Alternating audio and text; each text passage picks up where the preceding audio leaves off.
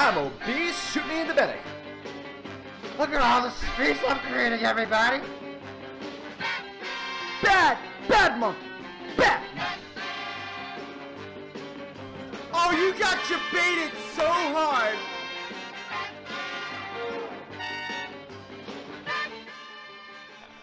I don't think I can handle any more of this bot gameplay. Spylo. So I was like actually considering streaming today, doing like just a short stream, like a quick review.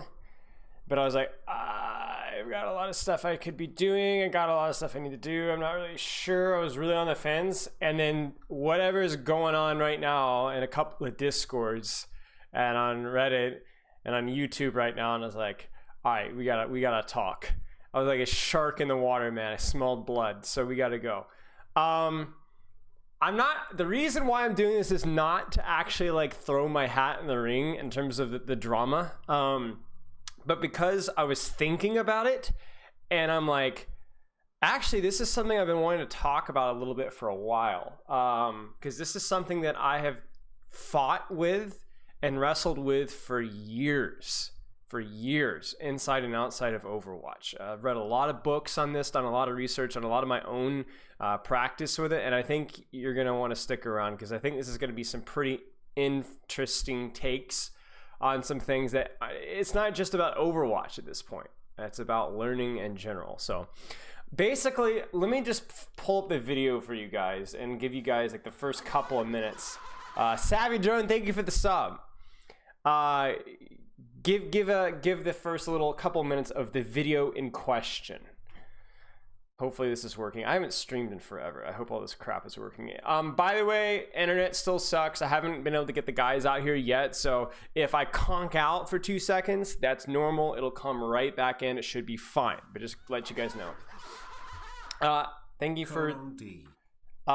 yeah, thank you for the sub, Cold Brew. I'm going to be a little distracted. I want to play the first couple of minutes, but thank you guys for the subs. Hang on. I don't even have another laptop or another monitor up yet. So here you go. Angry Llama. And I've heard some shit about this coaching, some not so friendly shit, and I was curious to see, like, what the fuck is this replay bot? It's literally, you're thinking about the passive play and not how to open up the fight. Do you think that's true, though? Do you think I'm not thinking about that?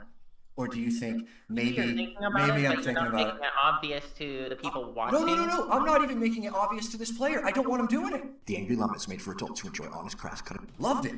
I know how to teach people things.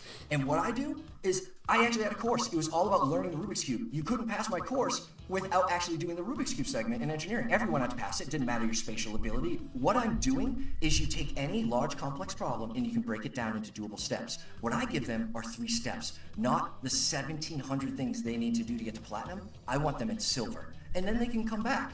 And then we can talk more about expanding on that. But if anybody ever came up to you and said, hey, make me a Navy SEAL sniper, you'd be starting doing PT and push-ups and this stuff and that stuff, right? They don't... Yeah. You need the basics. And my argument isn't that I don't know what you guys are saying. My argument is I would never say that to this person. It's a horrible pedagogy. The other one... I love it. Okay, good. Very, very common. Lots of anti-livestock sentiment around the parts. But let's get you in and show you how it really works. And then you can go tell the others if it is shit or not. And I'll completely go with you. I'll fucking hold the sign for it.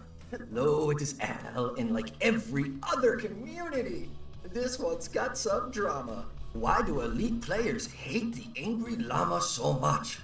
Well, we dig into that today. Luna came over from IO Stux's community and some other high elite communities where they do the hour-long, sometimes 2-hour-long, in-depth, data-driven videos. Lots of concepts and stuff. Cool, okay. I don't know what your opinion on your older videos is, but I might have a couple questions because some Infield games seemed a bit off, by the way. This isn't to argue with you, it's more to gather information. I actually I don't watch much Overwatch content because I'm aware a lot of it is giving people info that they want to hear more than anything. I don't find that true at all. I barely see it's kind of an odd statement. VOD reviews where people are just saying, wow, this is really good. Very few. I think maybe 10% of mine have been like, holy shit, this dude doesn't belong in this rank. But alas, people want to watch one video and make huge assumptions. But that's okay. If maybe you watched a few and you still came to that realization, fine. Okay, she writes, you seem to be a fan of heel botting and sitting in a position that doesn't allow him to create openings for his team with aggressive nades at the start. Why is that? Good question. And wondering why my advice might differ from someone like Io Stux or Spilo or I don't know, A10, name any of these like high-end dudes, and why my advice is different. Now, I'm gonna tell you it's the audience, but you're not gonna believe me. So let's get right into it. I do find it funny that people think like I don't know the information, and that's why I'm holding it back. But if you know anything about teaching, you don't say all the high-end stuff to people that aren't gonna get it just to feel good about yourself. I've been in IT, I don't know, since my birth. And it's literally very common for engineers to feel so proud of themselves walking out of a meeting where they talked over people's heads and made sure they know that they are less than in this topic. It's so common, it's hilarious. Quite honestly, I was a programmer, maybe I was like 21 or something, one of my first jobs. Yeah, I stopped programming. You know why? I was the only guy that could send to meetings that wouldn't piss everybody else off. I can talk to non-technical people, and in fact, my number one skill is to bring highly technical concepts down to a level that that person will understand, but not lower, okay? Literally did it at hospitals, literally did it at Fortune 500, and I'm doing it in Overwatch. And I'm sorry, that doesn't give me an ego boost of feeling super fucking smart all the time, but I'm doing exactly what I believe the student needs and the information they need to hear at this very time to get to the next level. Not to get to plat, not to get to diamond, not to get to top 500, you fucking dickheads, but to help this bronze lady who works her ass off in science, comes home after a long day at work and just wants some fucking help. Yeah, she doesn't want the Io Stux diatribe on fucking nade usage. She needs just a little bit of help, something that she can consume and then put into practice, hence my post-it notes. But it's cool. When I help these people, I find it super awesome that everyone else shits on me and these people. You know why? Because fuck you. That's why. We're gonna have our community. I'm gonna help these people whether you like it or not, and go fuck yourself. And let's go. Oh, hey, let me introduce you. This is Okay, so like context given there. By the way, I need to check chat here. Context given, there's a sub. Toxic Sword, thanks for the sub. I'm gonna take just a couple seconds just to ignore subs in chat for just a second. So let me give you guys my thoughts. So I'm not going to comment on this video in particular, even really the Angry Llama. I think that's small potatoes, not his channel, but the drama itself, whether it's Io Stux or whatever else is going on. I just don't care. I don't think it matters. I think it's petty. But what I think is really important is the concept that's being discussed here: elite, low metal, low rank coaching versus high rank coaching, because he says some things that are really interesting, and the whole concept itself is really interesting. So for context, the very first thing that I did, at least in terms of in-depth coaching, I'd been teaching, I had been coaching sports, but it was nothing like full-time, hard, intense until I was, 21, I think. 21 is when I first started full-time, or 20 or 21 full-time MMA coaching. Now, what made my experience really unique is that I had a very broad range of people that I was coaching and training with. I was literally teaching not even 4 years old yet, you know, they're pooping their pants basically, to adults. And not just adults, but I was actually training with very athletic people that had been doing MMA for a while, even training and working with actual fighters. And I'm not talking like Conor McGregor's, but, you know, go over to Boston. They've had a couple of fights over in Boston at the so-and-so Coliseum here. That's like it's amateur or low tier professional stuff. So, but they were like, you know, they're fighters, right? And, you know, the teenagers and overweight parents and, you know, super athletic 10, 11-year-olds, and then, you know, skinny nerds. Like, I've done everything. And what I learned is that you can't teach everybody the same way. Everybody knows that.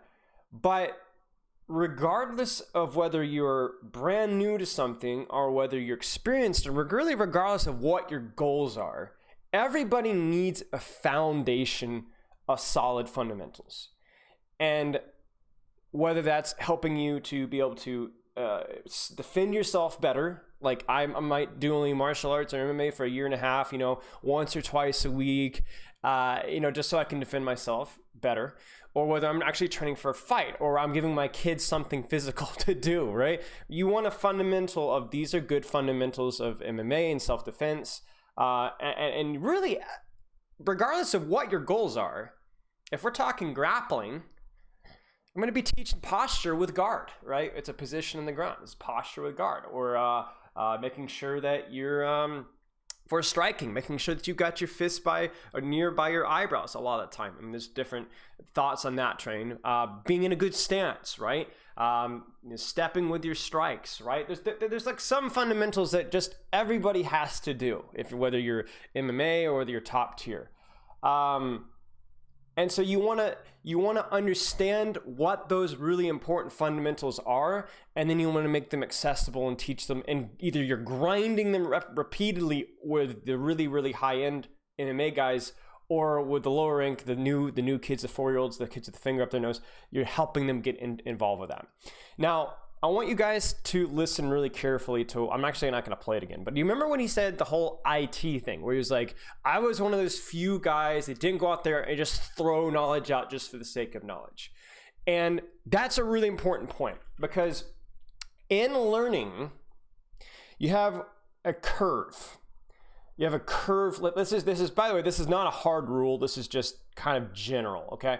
And it's basically, when you're starting to learn something, okay, you think that, okay, right about here, this is like the actual knowledge here, okay? I don't know if you guys can see that. And then actual confidence. Let's just say con and no, okay? So my confidence is really, really low, okay?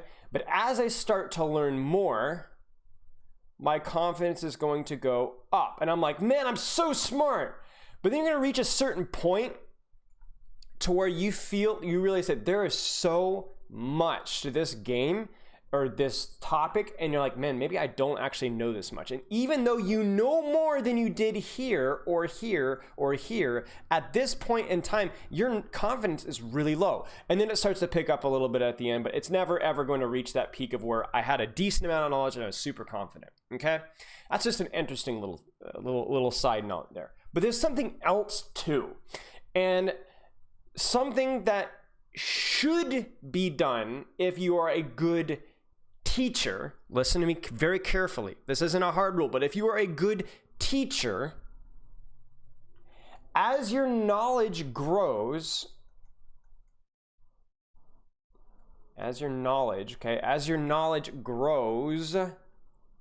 okay, my knowledge is getting higher and higher and higher, right? This is actually probably the wrong axis I should be using. I should be using this with the this axis here, the x-axis knowledge here. As your knowledge grows, should you be allowing you to be, your efficacy as a teacher should also grow. Okay? So in other words, as my knowledge grows, my efficacy and my ability to teach should also be increasing because I have more knowledge to share. But not only that, I should also be getting practice and repetition at explaining these concepts well, right? The problem is that you will sometimes have people that don't know a lot, but who are teaching well, okay? Or you have people that do know a lot, okay? So like, let's say you're a really good teacher. You might be like, I'm a really good teacher, so I'm somewhere up here, but I don't have a lot of knowledge. That's not great, okay? And then you have people that know a lot, but are terrible teachers. And that's a problem too. That's like your standard, like, let's just say the stereotypical TV show movie nerd. Well, don't you know about the X quadrant sine thing? Right? Everybody, the stereotype there.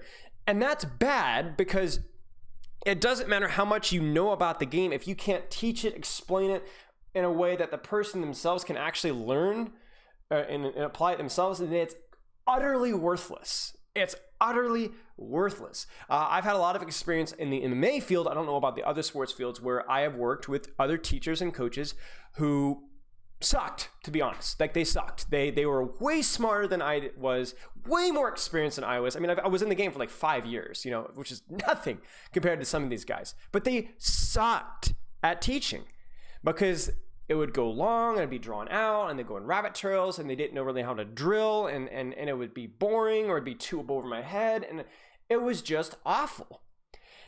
So knowing more doesn't mean necessarily that you're a better teacher. And a lot of the times, if all you do is pursue knowledge, if all you do all day long is just study VODs all day long, then that might even actually hurt your ability to teach. Okay?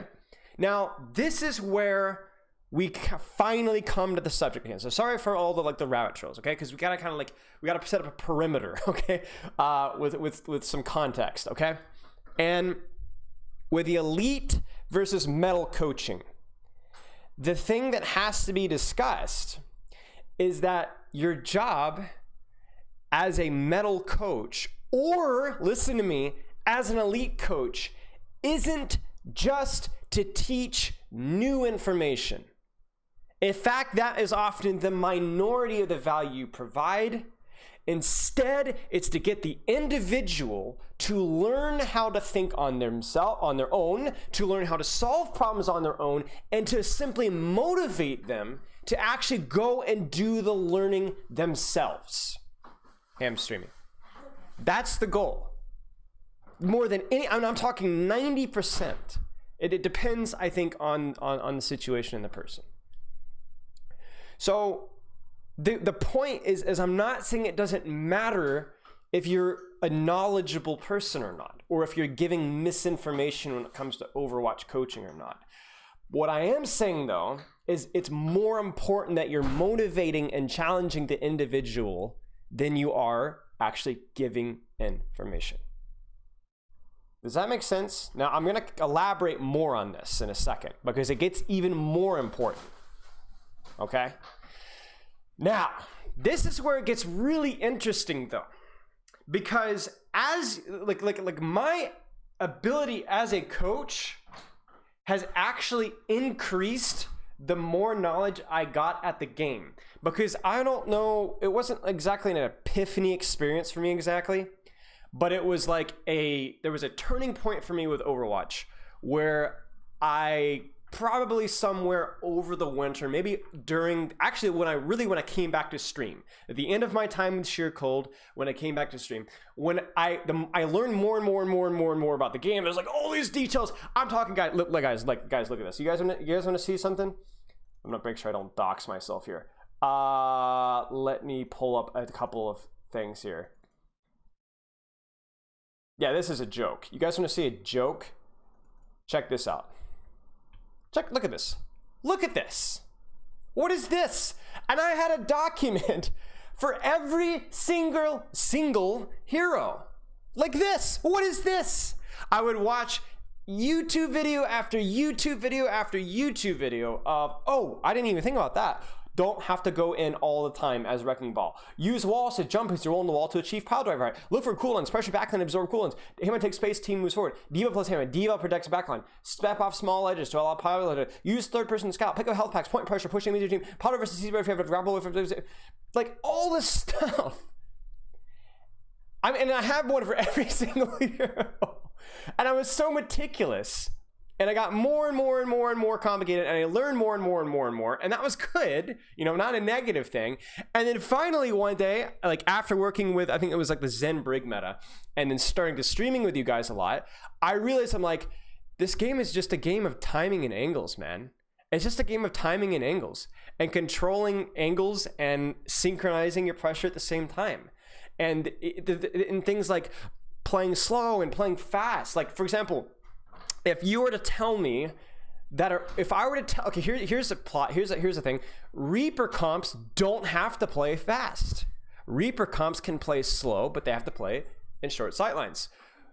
Zen comps don't have to play slow either. They can play very fast, but they like playing fast and longer sightlines where you can get more value to the hero and they're not immediately at risk. So the whole game started to simplify. I reached a point where I felt like I had learned so much about the game that it actually got really simple. Everything revolved around a couple of things. It wasn't nearly as complicated as I thought. And I think that was the kind of epiphany for me. So all that being said, is I think knowledge is really important, because the knowledge should not only allow you to understand the game better, but understand the game better so that, in fact, it's simpler. And why that's important as a teacher is so that you can then explain it in a simple way.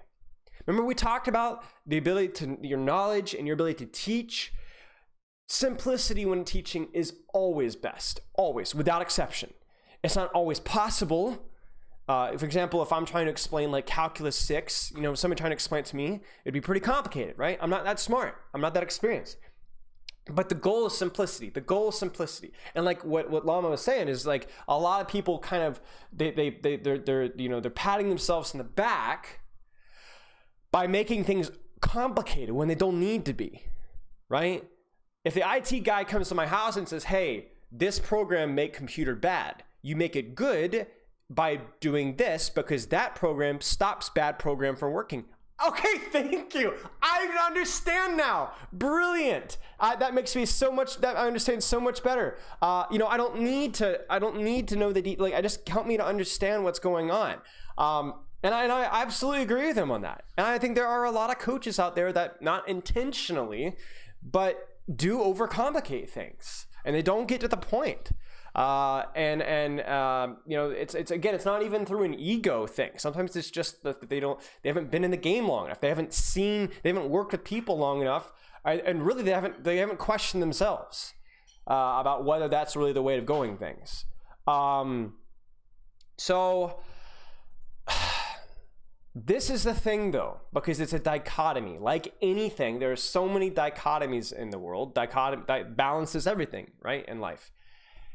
And the balance is about pressing your knowledge, but also pressing your ability to teach at the same time. At the same time, being able to do both. And the reason so many coaches fail is because they think good teachers are good, lecturists, human textbooks, when in reality, a teacher, and I'm not talking about a workout coach or a motivational speaker, I'm talking about your history teacher, your math teacher, your Overwatch coach. You need to be somebody that is likable, maybe not likable, but somebody that leaves an impression, I think, is a better way of explaining things, and challenges you to actually do the stuff on your own. Because here's the thing, is I can pull up a replay code and I can say, okay, here are the rules of positioning, corner or cover, okay? And then you need to always make sure that you're keeping a certain distance between yourself and the enemy team. The enemy team has snipers, so you need to look for shorter sight lines. Okay, but also for shorter sight lanes, you need to watch out for the Junkrat spam because they're running Junkrat Widow. So you need to making sure that you're watching for the rebound off the back wall behind you. Oh no, he's got 2 concussive mines, so you really need to keep your distance. Okay, there's also a Roadhog hook on the way, so you need to be tracking that cooldown. Okay, but you also need to be looking for aggressive nades because right now that the enemy shield is down, it's like, oh, it's too much. It's too much. Nobody can track that. And you can sit there and you can talk and go on about every single little detail, and they're just going to be weeping inside. And even if they don't get overwhelmed, they might be thinking, yeah, you're right. Write this note down. Okay, okay, do this, do that. Yeah. But it's too much. They're not going to go into a ranked game and fix that. It's not going to happen. It's not happening. Your goal, number one, more than anything else, and this is why the first thing I tell people when it comes to improving is fix your training, how you train, not even what you're doing in the game, but how you train, and self-review. You need to learn, and you need to build the habits yourself. People spend $15 on a review with me. And they're like, I'm still stuck in silver, man. Still stuck in not many. Thankfully, most of you have been, have put in the effort to climb. But my job is to explain to you the basics of the game, to hopefully simplify things, and then it's in your thing. And if I can't motivate you or explain things to you to a point to where you can kind of go in and think about it on your own, then I'm not going to make you better. Now, what a good coach should do is motivate you to do better at what you're doing, to give you some goals. But this is really important. The other thing a coach can do, needs to try and do, is to try and mentally simplify the game for you.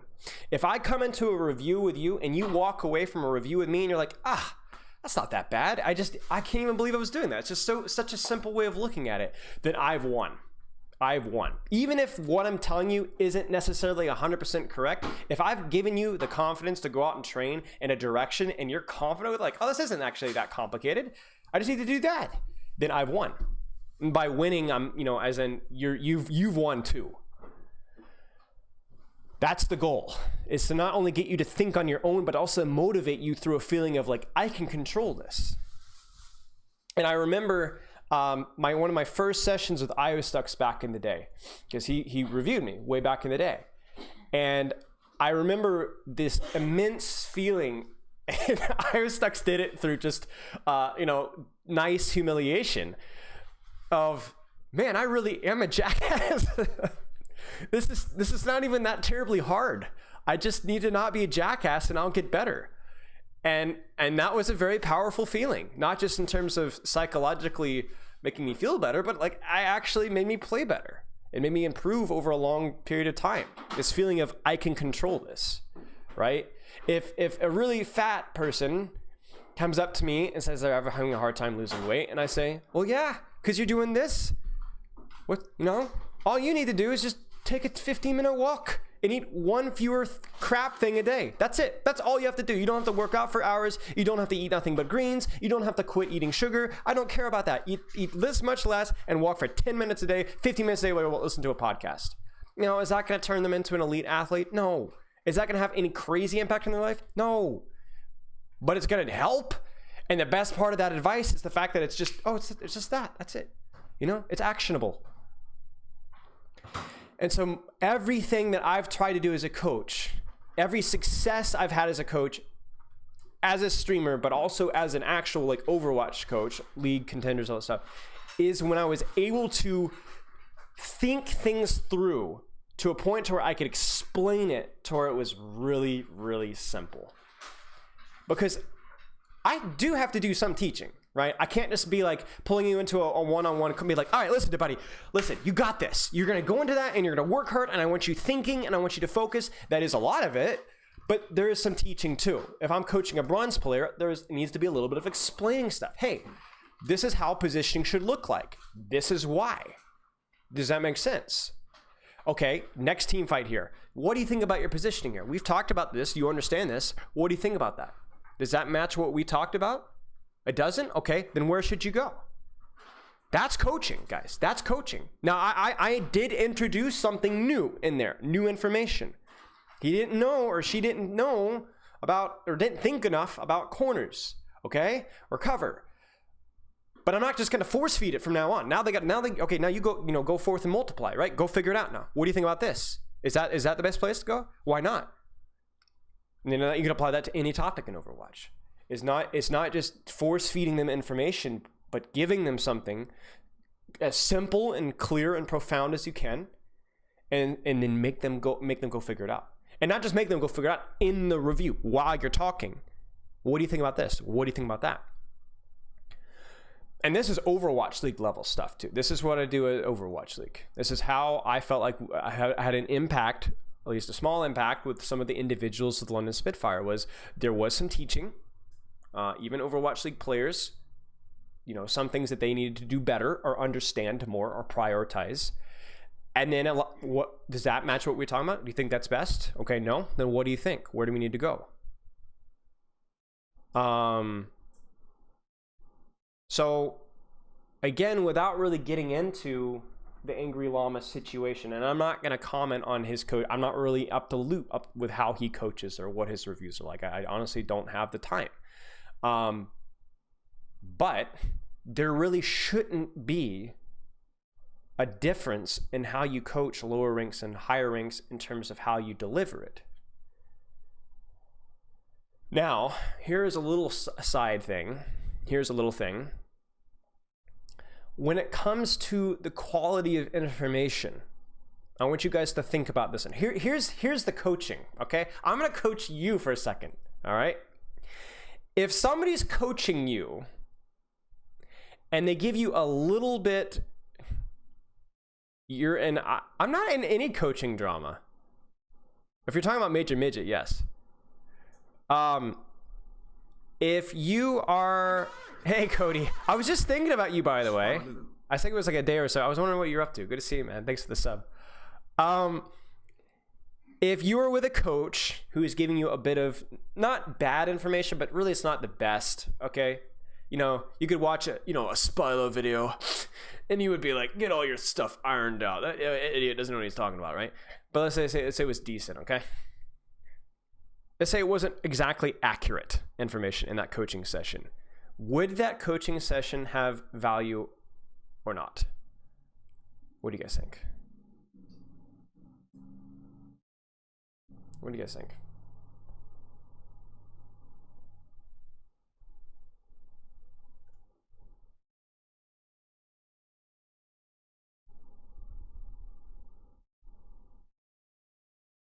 Thank you, Connor. I just called you Connor. Yikes. Thank you, Jamie. I just got out of bed. Yeah, you could. Yeah, sorry. Sorry, Jamie. I think my take is that it will have value. Yes, it will have value. Depending on how bad it is. So, like, let's put it this way. If, for example, again, I hate to use this analogy, but it just fits really well. If there's a really, really overweight person and I'm telling them, listen, buddy, you need to be running, half a mile a day. Walks aren't going to do anything for you. And you need to be avoiding these saturated fats, man.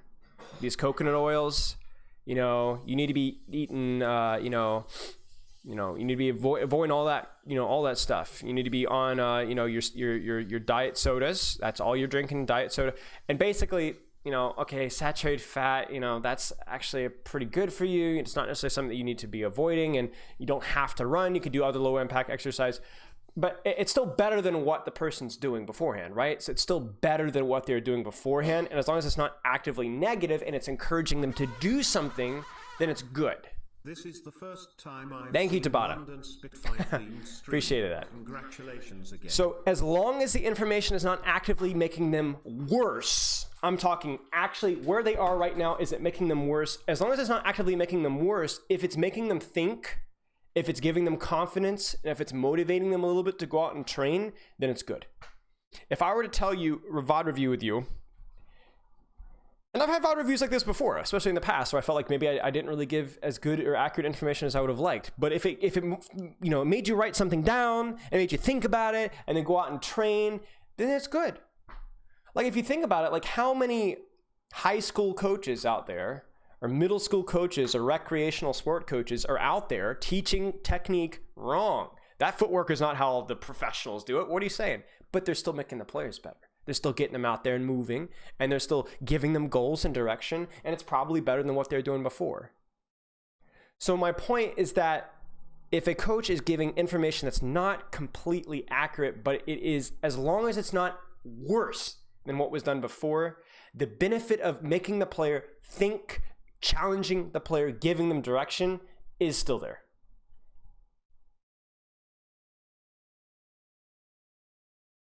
Dad jeans. That's great. Thank you for the. It's a good analogy. It's a good analogy. So that's why some of my most biggest successes as a coach were not even because I was like super big brain at any point in time, but just because I was able to stimulate confidence in the team or the individual is working, that this is really very, very doable. You just need to do this. It's not hard. Go out and do that, and it would work. I remember with phase 2, you guys remember that contenders team with goats? They were very, very slow and indecisive when I came on and trialed with them. And I basically, in my trial, was like, listen, guys, you guys just need to go. And this was before I fully understood angles of D.Va and Zarya and things like that. But we found a lot of success out of our team just going, okay, guys, ready, 3, 2, 1, go. And you see that a lot in contenders. You see that a lot in contenders where teams will have bad understanding of the meta, but they just go, and their timing is good, and they've got confidence, and it works, right? And that's the same kind of thing. So all that being said, guys, as a teacher or as a coach, your job is to make the individual a better learner, a better individual, not a smarter one, not somebody who understands the game more.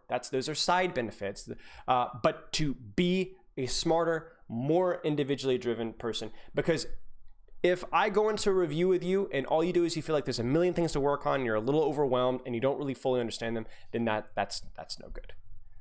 That's no good at all. Because ultimately it's not even like other sports. You're the person that has to recognize and make these decisions in the game. I can't be calling plays from the sidelines, right? It's important enough as it is in normal sports. It's even more important in esports. Javen, thank you for the sub.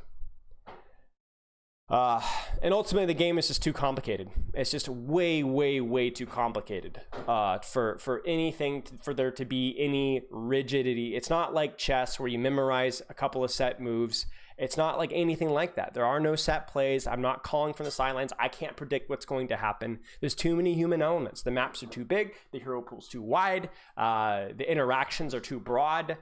It's impossible. I'm glad to be helping. So now the hard part about this for you coaches and teachers out there is unfortunately getting better at communicating, simplifying, encouraging, motivating. That's the hardest part. It's the hardest part. It's not simply, oh, you just need to understand the game better. That's hard, but doable. But being better at actually teaching coaching is the hardest part. And to be honest, there are times where you can make no headway with the individual. There was a certain individual back in the day on stream who I used to coach probably once every 2 weeks. This was back when it was free. And this individual probably received at least 10, 11 reviews from me. And they maybe climbed 200 SR. 300 over about a year and a half. Lots of complaining, lots of excuses, sending a review. He's making the same mistakes over and over again. And I realized that this player is not going to get better. Not by what I'm doing now. And that's when I started to charge for VODs, and he wasn't interested in paying it. And to be honest, like that right there kind of showcased it to me. Like, it's not that money is everything, but if you're not willing to pay like $5, $10 for a review, that kind of shows how serious you are about improvement. And it showed. It showed in their gameplay. They were very inconsistent with their training. They would get tilted. They would always swap. And these are things that go over and over with them. And they wouldn't get better. And they wouldn't get any better. And, you know, I'm not saying that you're a lazy or stupid person, but maybe Overwatch is just not for you. If that, or maybe it's just something that you casually play, you know?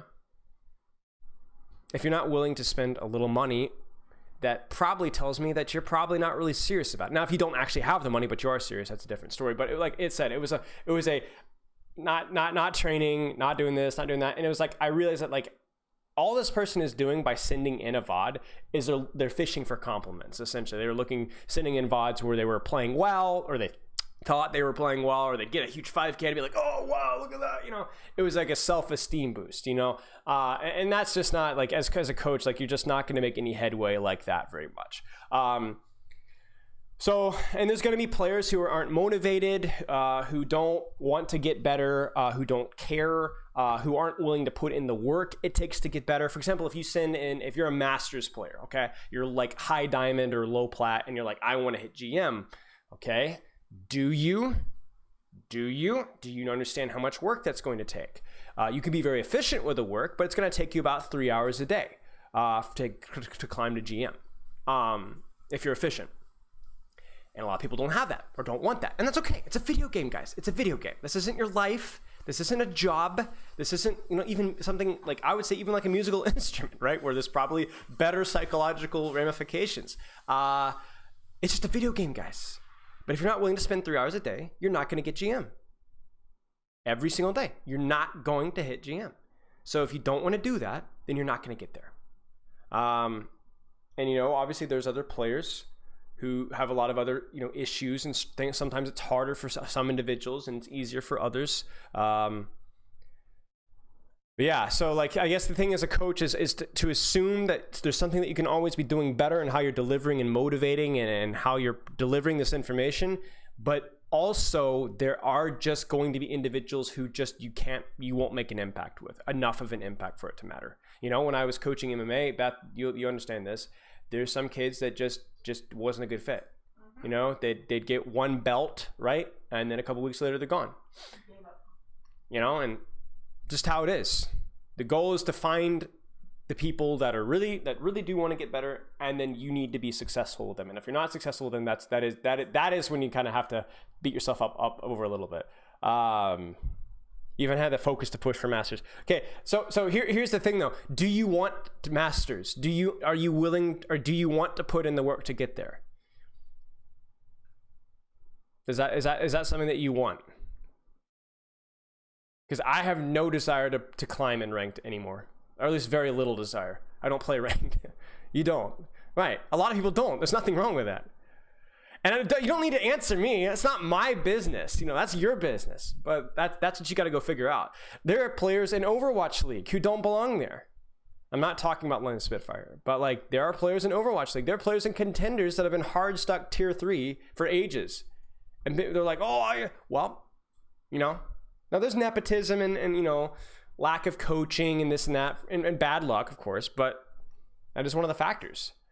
I mean, I definitely had my rounds of bad luck, and I think I was fortunate to get the opportunity that I did, but I got here, you know. I had probably the worst luck when it came to coaching in Overwatch of anybody that I know. I started too late. I basically ended up in a situation where I was, you know, stereotyped as a head coach, so I missed out on a lot of opportunities. Had whatever the heck happened in Boston, which probably trashed what reputation I had, and then ghosted by every single Overwatch League team, except for like one trial I got, which weird situation goofiness happened, and that crapped the bed. And then I'm retired and just happened to be lucky enough to, I have 4, 5, 6 months where I can do some more Overwatch content on the side. And that leads to that, you know, like it was everything bad that could have gone bad, and it worked out. Being an OC kills your motivation for GM. Well, yeah, there you go. I mean, that is something you can't control. So yeah, I don't blame you there. OC is a complete, you know, crapshoot. Like, what do you mean? You don't like playing with plats in top 500? What's wrong with you? Okay, we don't have to go on and on and on.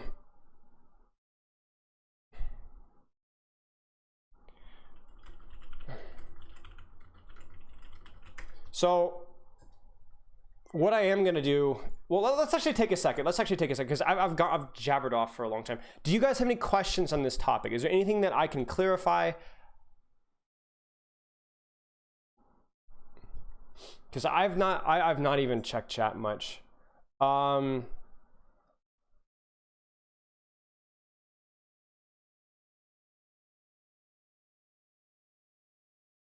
TLDR is, your job as a coach is to provide the best level of information that you possibly can, presented in the simplest and most understandable way, that it challenges the individual to think for themselves and gives them motivation and direction for training. So, hey buddy, work on your positioning. This is why it's important. Does that make sense? This is how I want you to position in this. And this is like the broad concept of what is important with positioning. That's why things like corner cover are so important, is because those are easy to understand and very, very easy to apply without like getting into the details. And then that individual, okay, what do you think about this, bud? What do you think about this? What do you think about this? What do you think about this? What do you think about this? Right? And you start to challenge them. You start to push them. You start to ask questions, right? And then they go out, they feel they understand the concept because they've been grilled on it. They've had to do it in real time, and they've gone out from there. How do you avoid feeling burned out when grinding?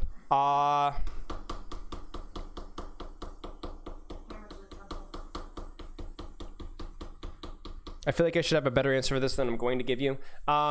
Give you like if you need to have set like structure when you're grinding, like how much you're grinding, why you're grinding, what you're grinding for, and stay within those limitations. And then if like obviously make sure that you're like things with burnout, like track progress, that can be one thing. Making sure that you're getting lots of sleep, things like that. There's a better answer for that, and I'm just not feeling qualified to answer that right now. So I'll just give you the really, really cheese vanilla answer for now, sadly. What do you think organized team play is for your average non-pro student? I think it's important in terms of it can be a lot of fun and it can help you learn about the game a lot. But the problem with organized team play for low rank students, I'm saying like sub GM, even though I know it's not technically low rank, but just for the sake of the argument, is that you start to set expectations on rank. Because here's the thing. If you're in bronze, silver, gold, plat, things like that, it's going to be such a harsh awakening of how much more different it is between ranked and scrims. That's might demotivate you to actually train in ranked, if that makes sense. And the reason why that's a problem is because in my experience, I might be wrong, but in my experience, organized team play is a bit spotty in lower ranks. So you might scrim once a week, twice a week, and most people want to play more than that. So then you're going to end up spending a lot of time in scrims, and you're like, wait, we're not. So if you're doing organized team play and you're learning and you're having a good time, yes, great, wonderful, go for it. But I'm just saying, just keep in mind that there's going to be a big difference. I mean, there's a big difference in even top 500 in pro Overwatch League and ladder. I mean, Overwatch League players hate playing ladder and getting stuck with a Master's Hog one trick. But, it's a little easier for them to swallow that because that's just part of the job. For somebody who's just doing it for fun, it might be a little tougher to kind of deal with that contrast. How do you motivate people in low ranks if other things in their lives are just more important? I mean, you don't. you don't. If other things in their life are more important, okay. Like you just have to set realistic expectations for who you're working with. I'm about to play Scrim in 15 minutes. I'll probably get to play Tracer Double Bubble. What are a few good things to focus on in Tracer in that comp?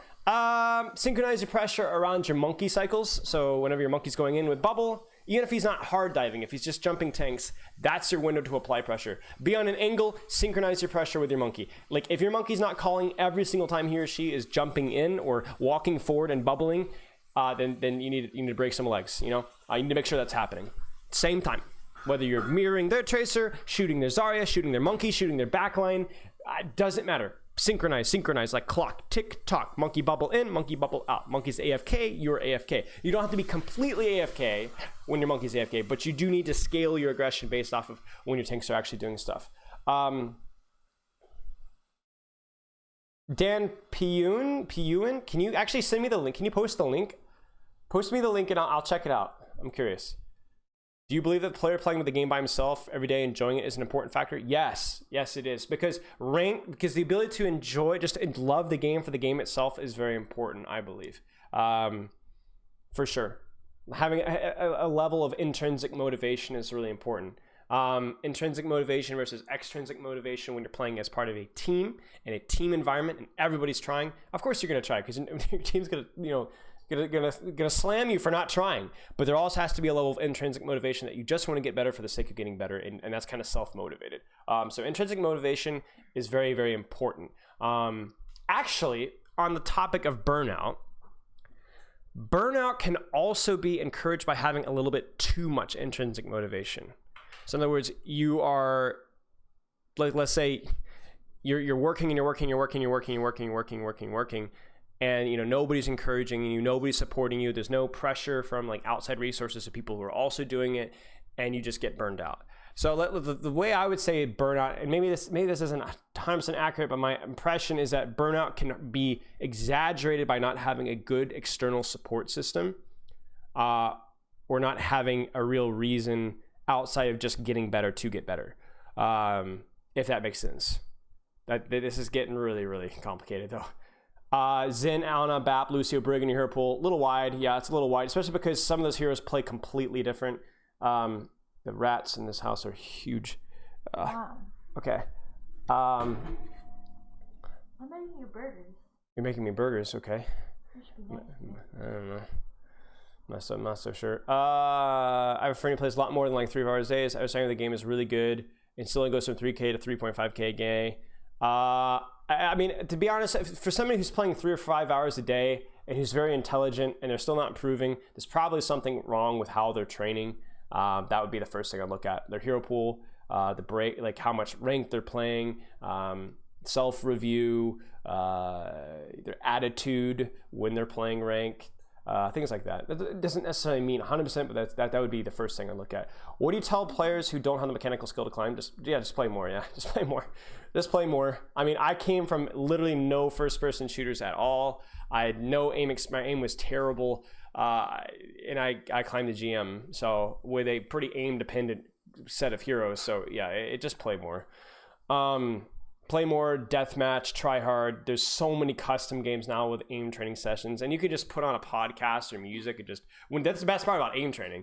You don't need to have game audio. I mean, it helps sometimes when you're like practicing the 1v1 matchups, like learning to listen to sound cues, that can help, but it's not when you're doing some aim training for like 30, 45 minutes, if you were to, you don't need sound on the whole time. So you can multitask, which is nice.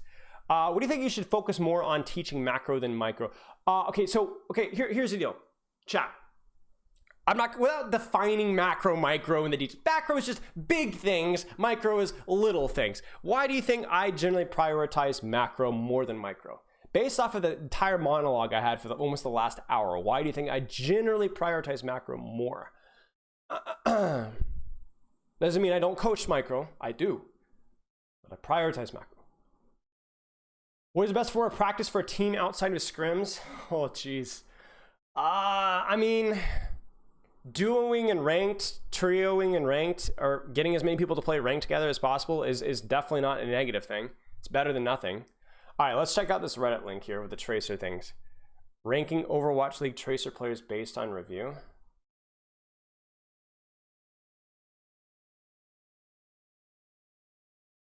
Okay, let's see this. And what's your advice professional players? See if they the best role. As far as solitaire review, now I haven't paid a ton of attention to individuals, even though I was scrimming up against basically all of these, except for the Korean ones, excuse me, the Asian Eastern Division ones. But let's see here. Kevster S. Oh no, this is already not good. Yaki needs to be higher. Onigod needs to be lower. I don't think Sparkle is probably more closer to B. Carpe, I don't know. I haven't seen enough Carpe. Fleta, I don't know. Dante, probably B+. Dante, it's kind of hard for me. I don't know much about Dante. Leaf has to be higher than B. I mean, Leaf, I haven't watched a lot of Leaf, but I did watch some of the Overwatch League replays, and I watched some of the match. I think he's probably an A, if not higher, but I'm not 100% sure. Shaxx has to be an A. Or at least a B+. His tracking and movement is solid. It's not incredible, but the guy sticks 70% of his pulse bombs. And the funny thing is it's like that in scrims too. He has the highest, and this is over, I mean, I don't know how many teams you're scrimming, like 6 or 7 different Overwatch League teams, and he had the highest stick percentage across, I don't know, 30, 40 scrim blocks of any other Tracer, including Decay. So you're, even if his tracking isn't like S tier, right? Pulse, he's getting a kill every single pulse bomb. Aspire probably, Aspire I'm not so sure. Aspire I thought was a bad Tracer way back in the day, but he looked pretty good decently. Pelican, there's no way Pelican's C, is he? I thought Pelican looked a little better in that. So where is my name in here?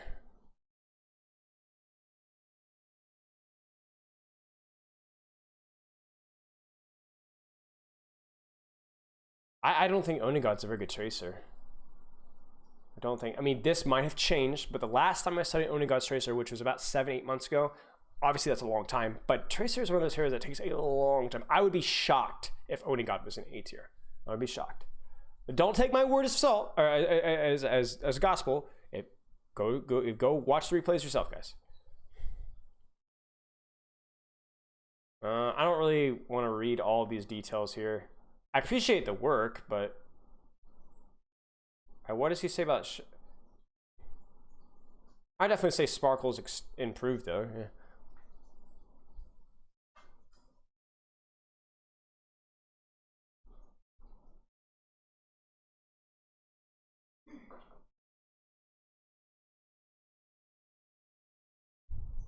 Yeah, that's a little odd. I wouldn't agree with that. A lot of those rankings. Yaki is nuts. Yaki's nuts. Now keep in mind, it doesn't mean that Yaki doesn't make mistakes. You know, I mean, you guys have seen my scouting reports. Some of the things that he was saying, like, let's put it this way. I'm not really grading whoever did this in terms of this stuff. I'm sure a lot of this stuff is probably right. Some of the criticisms of Shaxx and Sparkle, probably right. But I really question this. I really question that. The actual tier list themselves. This is why I avoid tier lists. It's almost impossible to make them accurate, and you make yourself look like a jackass half the time. So it's like, I am not gonna get involved with that. Hey, Sleepy Hearts.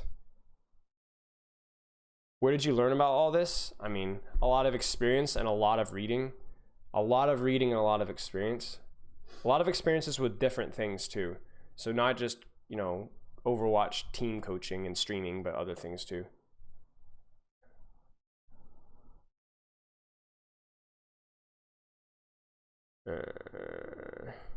I'm generally avoiding gameplay questions right now. Sorry, guys. If you do have them, put them in Ask Spilo. I'll get to them sometime next year. At what SR should someone start thinking about the comms and activity use the voice chat ranked? Of course, it depends. I climbed the GM without using voice chat. So, I mean, it can be done. It depends on your level of tolerance, really.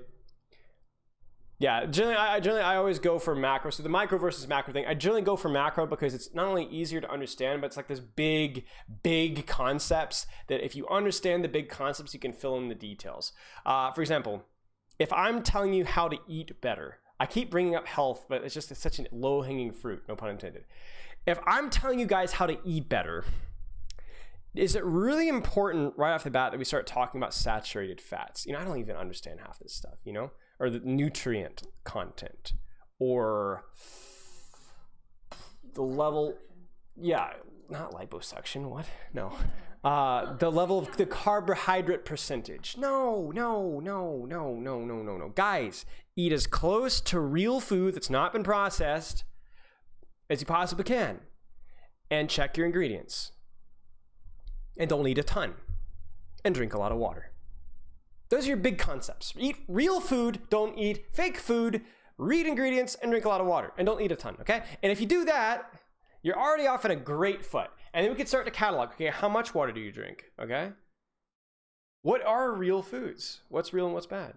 How much is too much, right? And then you can kind of fit in the details in there and, you know, kind of like figure out all the details. But like you have to establish. So with macro, it's like, guys, you take a team fight to 6, you try and take an angle, and you have a good plan, okay? Now let's think about timing. How does timing relate to Ana cooldowns, okay? How does this plan, guys, we're going in aggressive with Nano Boost. Okay, now that you know that, how should you position as Ana?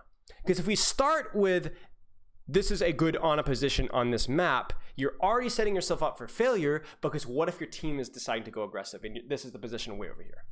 What if I say, guys, you should always try and nade the enemy team rather than your team, because generally the heal boost is not as valuable as the anti, right? That's true, right? Everybody agrees with that, but it's missing context, right? It can be used for either. You need to look at what it's more necessary in the team fight, right? And so you can't go right, you can't skip steps to the details. You can't.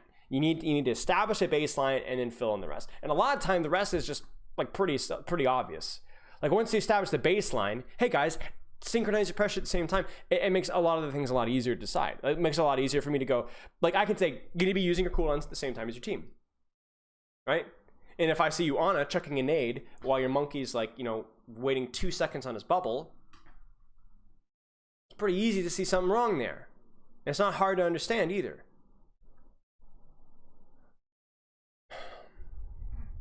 He cites you in the comments when challenge. Yeah, they only watch 2 maps of each player. Yeah, I mean, it's impossible. I mean, this is like, to get a good read of a player, you'd really have to watch. I mean, when I did my scouting reports, I watched for individual stuff. I got a good general impression of the player just from the third person, and then I would watch at least 5 or 6 maps over 2 games, sometimes more per player. Which is why I stopped doing them, especially once I got signed, because, I mean, obviously I got signed, but I think I was like, I mean, it was a lot of work.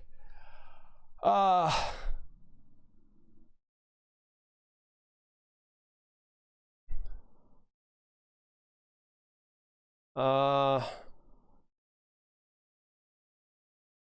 is Kiko or Cico? CICO? What is CICO? Calories in, calories out. Oh yeah, I mean exactly. Yeah, I mean a lot of it is like weight loss, but that's the other thing is like just general health is how much you eat versus how much you burn, and making sure that you're not eating stuff that is bad for you, not just fat for you, but bad for you, right? Yeah. I mean, that's it. It doesn't have to be complicated. And remember, we can bring it back to like what we were talking about earlier about how it needs to be simple and actionable, right? If I sat here and talked to you about carbohydrate percentage and why, you know, the cruciferous vegetables might have, you know, give you hormonal problem, you would burst into tears. You don't have, like, nobody care, like, you can't handle that.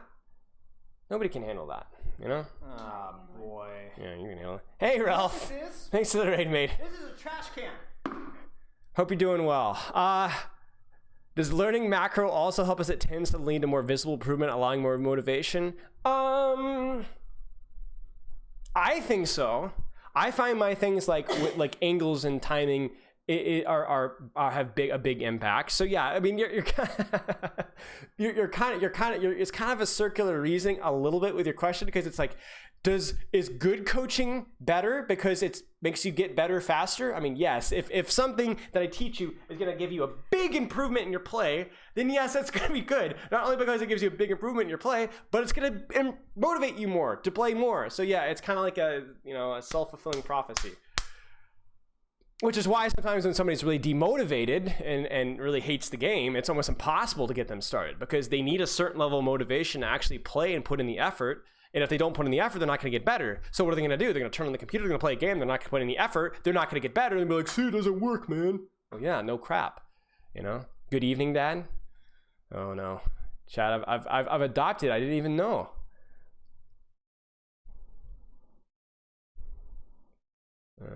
Is it too early to disown you? Can I do that? Or do I need like wait more? Analogy that I like is like drawing a horse. You can try to start someone with a micro, like teaching them about the skeleton, hoof structure, musculature, hair textures, etc. But you don't start by drawing that. You can only start by drawing what looks like a barrel with legs, a head, and evolving from the process. Sure. This is why I use health-related analogies, though.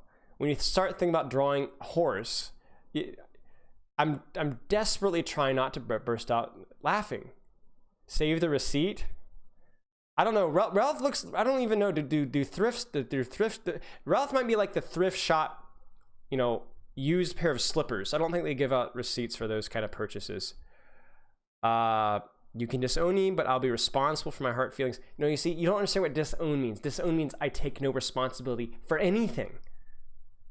I mean, look at you. Would I want to be responsible for any of that?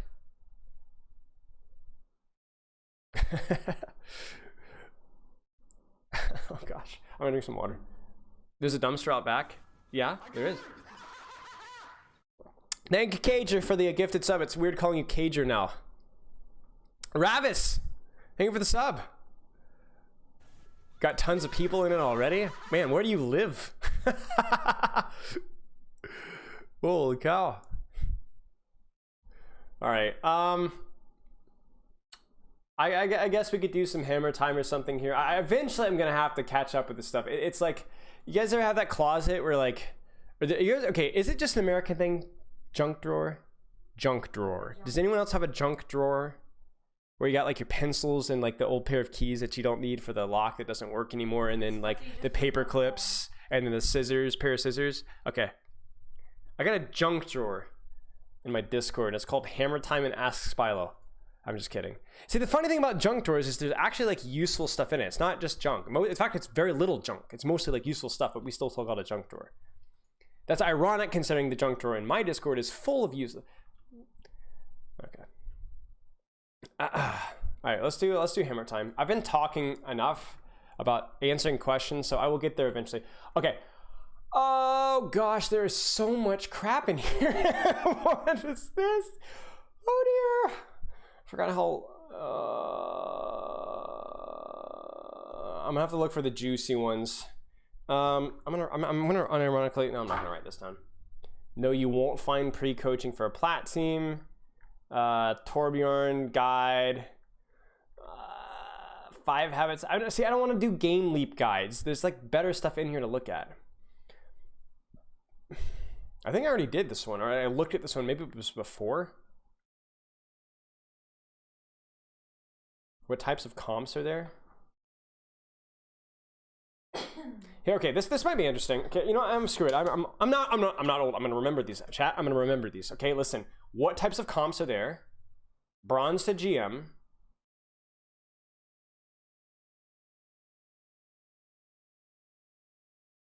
The best support lineup in EU contenders. That's interesting. One common mistake for every hero. That looks fairly juicy. Like, chat, we're not going to get through all of them today. I've got a lot of catching up to do. So let's do this. Okay, so wait. Comps. I've already forgotten. Bronze to GM. Falcons lineup. One mistake for every hero. Nice. We got this. All right, let me set up the poll. Give me a second. Okay. What types of comps? Bronze to GM was like a discussion. Bronze to GM. Best EU supports. And one mistake. Okay. Poll should be started. Something really interesting, chat, while you're voting. A little tidbit about learning. So you ever have that teacher, the really cool teacher, that'd be like, all right guys, listen. Christopher Columbus sailed the ocean blue in, and everyone's like, 1490. Oh, 2, right? You guys ever had that great teacher? So here's a fun fact, and I'm learning about this recently. It's actually really bad. One of the best things that you can do as a coach or as an individual trying to learn, if you can't remember something, or you're trying to think about something, or you're trying to solve something, is to not cheat. Don't give them the answer. Make them, even if you make them sit and sweat and get them frustrated, get them worked up a little bit. I mean, not forever, right? But the science has shown that the act of struggling to remember something and or struggling to understand something is how you learn. If you're handed it over with minimal effort, with minimal struggle, you don't learn as well. So sometimes I've done this in my reviews recently where I'll ask a question and they don't know the answer right away, you know? Hey, Neko. And before I would have been like, what do you about this? I don't know. Well, think about it this way. What about this? You know, I think what I'm looking for, no. I've started now to, I just awkward silence. Like, think about it. I want you to think about it. I'll give you a minute and a half and you're going to think about it. And I want you really thinking about it. And you make them sit. People learn better that way, man. Chat, what won the poll? I missed it. Now, you could rephrase questions to make them think about it in better, more productive ways, but the struggle itself is good. Comps? Okay, thank you. I love this entire thing, the whole reason we're doing this, and I'm already like, MIA. To review themselves? Yeah, that's a good idea. What type of comps are there? Now, there's gonna be a big giant, there's gonna be a big grain of salt with this one. I don't know why I picked up my chair. It was like the first thing I saw. I could have done this. This would have actually made sense. This looks like kind of like a grain of salt, right? Yeah, that would have made more sense. Because when you're in ranked, which is what this is gonna be about, what type of comps are there? Yes, all of them. The Roadhog, Winston, Bap Zen backline with a Reaper Widow. Well, we could talk about it. Okay. All right. Okay. Ooh. Hot take. Okay. There are only two two variations of comps. Okay? Two big differences in heroes. Okay, you know what, chat? Oh, this is gonna be so much fun. Okay, all right. Listen. What are the two big differences in compositions or heroes? The two big ones. Now, there's a lot of little ones, and there's even some medium ones, I would go as far as say. What are the differences? Long range and close range. Bang! That was one. Long range and close range is a great way of describing it. So short range and long range versus the types of comms and the types of heroes. That's a very important one. What's the second one? Yep, you guys are fast. All right, mobile and immobile. Dive, not dive. I don't like using that terminology because it's very like, people tend to think dive comp, you know? But it's literally just long range, short range, mobile, immobile. That's it. I don't even like using terms like slow or fast. I remember we talked about that earlier where we asked, does Reaper play fast or slow? Reaper plays fast when he needs to close the distance. When there's a long range, he doesn't like long range. But if you get in close ranges with the Reaper, I don't care if the fight takes 20 seconds. He's gonna get a ton done, right? As long as you're playing around, you can play fast or slow if you're in short ranges with Reaper. You can force. It's the same thing we talked about the Zen example, right? If Zen's on a really long sight line, Zen can have his team play really fast. Like you can go really hard with your Zen on a long range sight line because he's gonna get that Discord up like that, and then as you guys are whoosh all in pressure, Zen's just gonna be like completely safe, no pressure on him whatsoever. Same thing with like a Widow. So you don't have to play, like obviously the longer you go, you give him more opportunities, but you don't have to play fast. You don't have to, or slow, excuse me. So it's literally just long range, short range, mobile, immobile. Okay, what types of comps are there? Let's look at this. The coach of a professional Overwatch team, Sheer Cold, Thor made an excellent Overwatch. So explain the three main categories of comp: brawl, dive, and spam. Okay, the way I look at brawl, is short range, dive, mobile, spam, long range. Brawl can be immobile or it can be mobile. An example of an immobile brawl. Okay, chat. Okay, I'm sorry. I'm gonna have to pull up my phone because I gotta pull up stream chat. Chat, give me an example of an immobile brawl comp. So an immobile short range comp. Give me an example. Played in Overwatch League, contenders, anything you can think of, or heck, you can even make one up. I prefer you to give me a professional example, not just like pull one out of your hat, but give me an example. I'm pulling open chat. What's going on? How can I not pull open my stream? Here.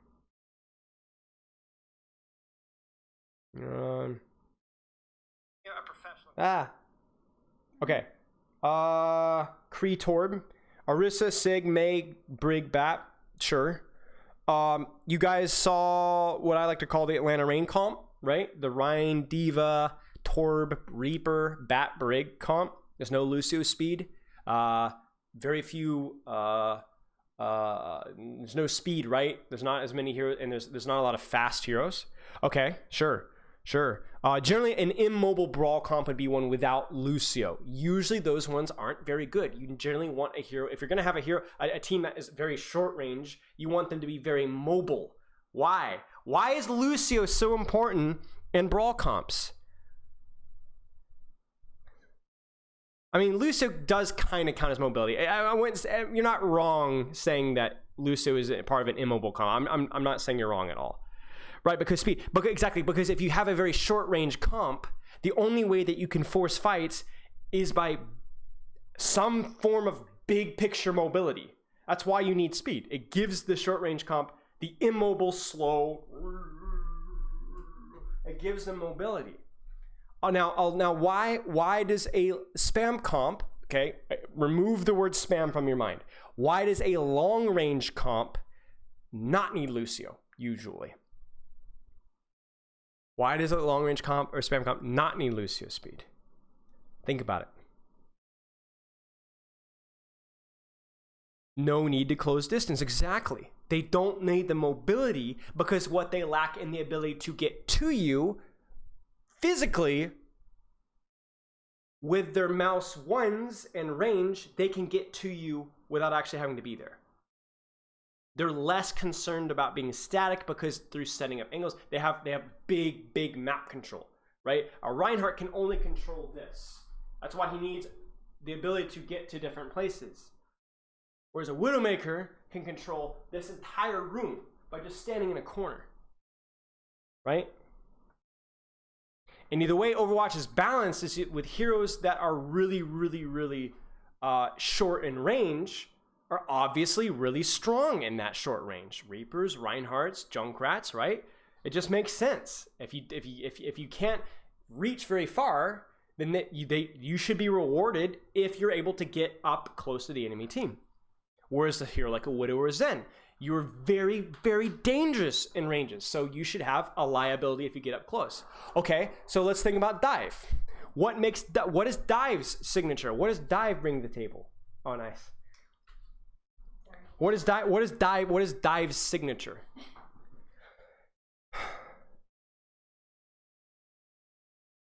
Mobility but close range. Actually, I'll hold off here. Yeah, it's just mobility, right? Exactly, mobility. The ability to kind of, like Widow, Widow can just hold an angle and shoot anywhere. Oh, are those already done? Oh, crud, sorry. Yeah, sure. But Winston, or Ball, or Tracer, or Echo can go, oh, I want to be over there. You know? And they're there. That's their advantage. So the comp plays around that. The comp plays around being able to all be in the same place at the same time. But unlike Brawl, it doesn't need a Lucio to do that. Doesn't need, and also because they are individually given the tools to get there, they can get there from multiple different angles. Whereas Brawl, everybody's got to stay in the Lucio aura. Otherwise, you lose a lot of the mobility. Unless that's why a lot of times with with Brawl comps, that's a lot of times why they run the Reaper, because Reaper fits the archetype of short range, but because he has the teleporter, he can set up an angle, right? A lot of the Brawl DP, and he doesn't rely on the Lucio speed to do that, so he can play without the Lucio speed. Is this making sense? Okay, so this is Brawl, Dive, and Spam are, they make sense, right? You got a short range comp that has mobility options. Dive comp. Now, here's the funny thing about Dive. I don't treat Dive comp as a short range comp. Now, again, we talk about hero balance here, right? If you're talking about a hero that has a lot of mobility, you can't give them a lot of range too. It's not fair. I will in a sec. If I title, haha, there. It's not fair. You can go wherever you want, initiate a brawl wherever you want. That's not fair. So you can't have very mobile heroes with a ton of range at the same time. It's not fair. I mean, Echo, that is why Echo was so strong, is because she had such strong poke and was so mobile. That's why she was strong. I mean, I still think she's relatively strong now, but she's a little less strong. But it's not fair. So dive comps are often short range or long range, and it depends on the circumstance. Like if you look at a Brig Zen, very clearly a dive comp, even though you're playing with a relatively immobile backline. Because what your backline can do is they can have a Tracer over here, Ball here, Echo here, Hanzo here, and they can help you in that angle, they can help you in that angle, they can help you in that angle. They can help you wherever you go. They're good dive supports because they can help the entire map, the mobility all the way around. They don't have to be hugging like the Lucio. I can just imagine like you guys you guys know the Yoda and Anakin, Luke Skywalker, on stupid Dagobah, and like on Yoda's on his back, and it's just Lucio just riding on top of Winston, just like, can I come, or the Ana's just on the back, like riding in the Hammond ball, anyway, that was a weird mental image there. Okay.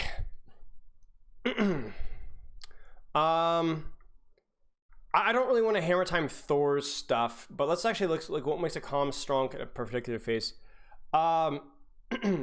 If we say skirmishing, moment of engaged, devolve phase, sure. Oh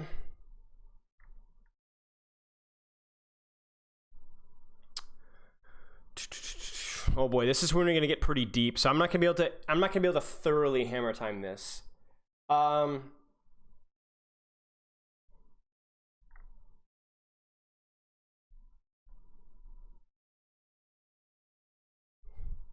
This is actually a pretty interesting topic, but I want to avoid it for right now. Here's a little bit of a quick thought on it. Most compositions want, if you guys remember that my talk with Egoist Cat, I do agree with him. Most comps do want to end up in a devolved brawl phase where both teams are on top of each other. The difference is a lot of times is where those brawl phases happen, if that makes any sense. Or like not even brawl phase. When teams are hard committing, I think it's less to do with when and more to do with where. Remember we talked about the Zen example.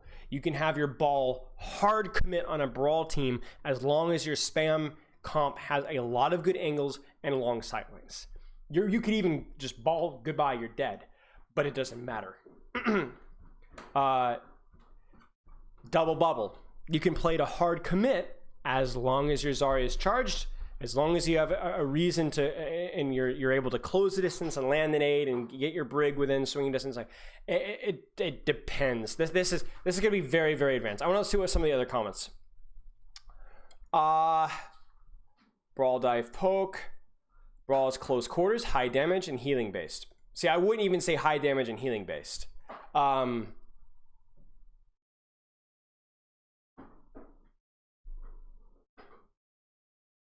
Thinking. Brawl might require more healing than other comps, maybe simply because generally higher HP pools with the tank line that you're running, and also an inability to completely avoid damage maybe. But I wouldn't even say that. There have been times where things like the Brig Lucio was a brawl comp that was very popular in contenders for a little while. Yeah, I'm not so sure. Dive is get in, get out, cleave, and confirm. Play around bursts of value, I would say that for sure. Poke is slower moving and pick based. I don't like this term pick based, just because if you're playing Hanzo or Widow, those are like the only heroes with one shots. But you know, as a Reaper you can also one shot. As a Doomfist you can also one shot. As a Reinhardt, you can also one-shot. Obviously, those things happen more frequently with Hanzo and Widow, but I don't like pick-based. I like more range, because a Hanzo doesn't need to hit headshots to be doing well. Widow doesn't need to be hitting headshots. I mean, more for Widow, but you don't have to be getting picks for poke to work. You could just be putting out pressure, body shots, breaking shields, hurting them into small spaces. Your Widowmaker could get 2-3 limbs a team fight, if even that, and still be winning the game based off of the pressure she's putting. Call mech, one shot. Exactly. Perfect. Zen as well. Zen is kind of a weird one for me. Right click is, technically right click is sort of a one shot. Typically uses a lot of range shows. Okay.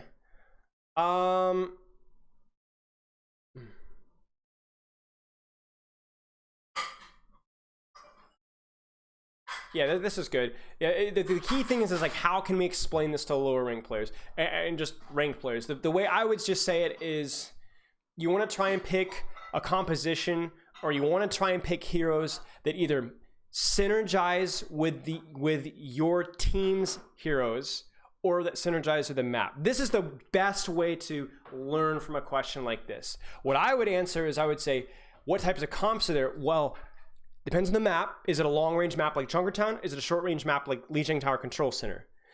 A map like Junkertown, you play longer-range heroes. A map like Lijiang Tower Control Center, you play shorter-range heroes. You find the balance between that, and you find the balance between synergizing with what your team is picking. So in other words, if you're rolling out in Junkertown, and you're a main support, okay? You play not an aim support, not a flex support. You play Lucio, Brig, Mercy. If you roll out in Junkertown, you're thinking, oh, I'm gonna go Mercy, right?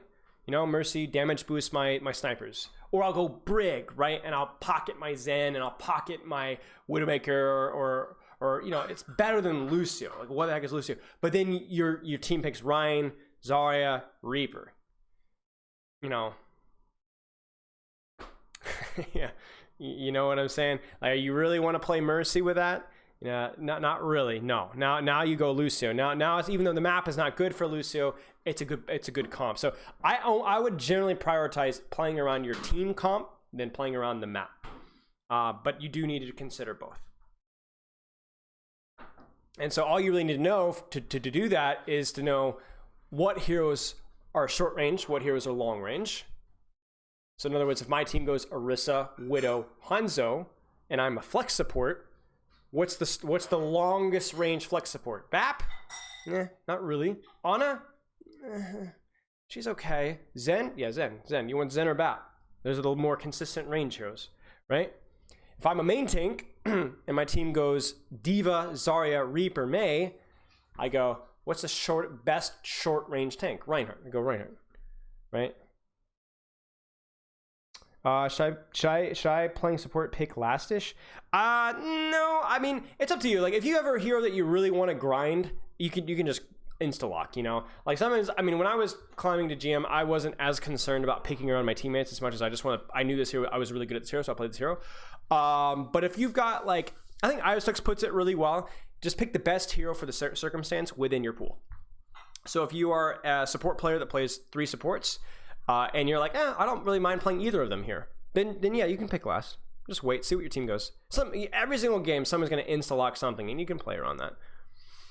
Is Moira flex support or main? Usually flex support, because usually you play Moira with Lucio.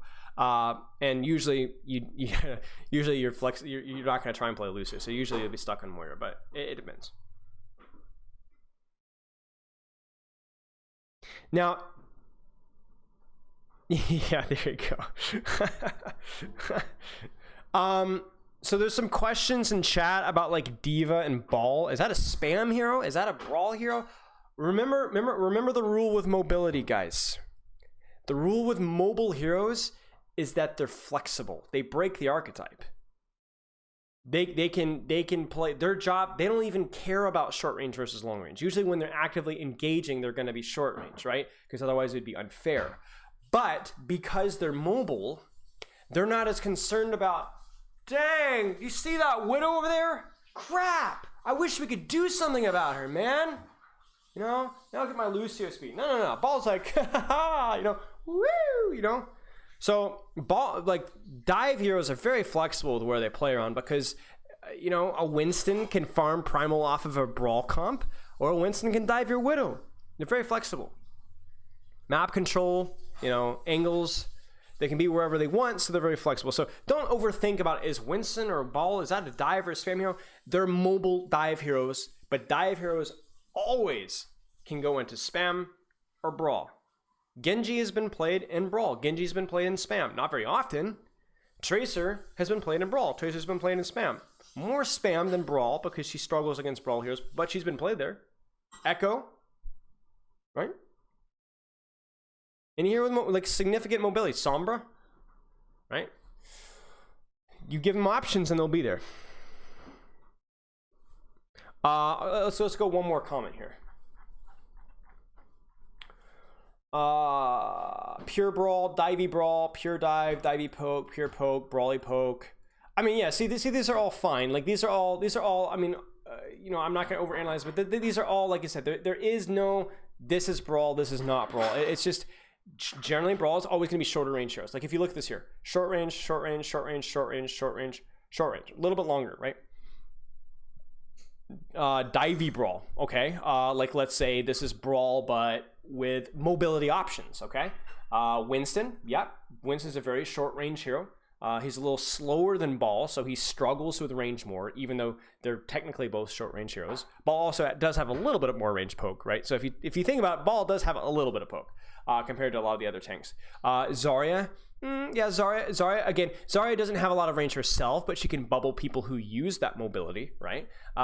Tracer, yep. Echo, yep. Very mobile. But can play short ranges, right? Get value short ranges. Again, yep, exactly. So the double bubble is a good divey brawl. It's a good way of describing it. Short range heroes with mobile heroes, finding synergy. Pure dive. I wouldn't even call this pure dive. I'd say this is very, very pokey dive.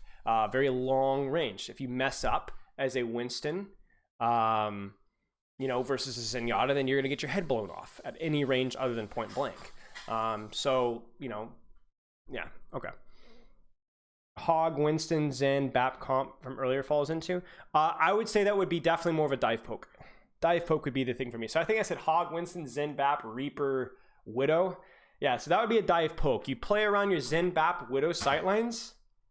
You set up your Hog on a flank, and then 3, 2, 1, you'd go for pressure cycles with your Winston Reaper. You drop your Winston, pressure the tank line, pressure the back line. Your Reaper would look for a flank TP, start shooting them, and while the enemy team is looking at your Winston Reaper, your Widow, Zen, Bap, whatever have free, and Hog have free sight lines to look for hooks, one shots or whatever. And then your Reaper and Winston are out.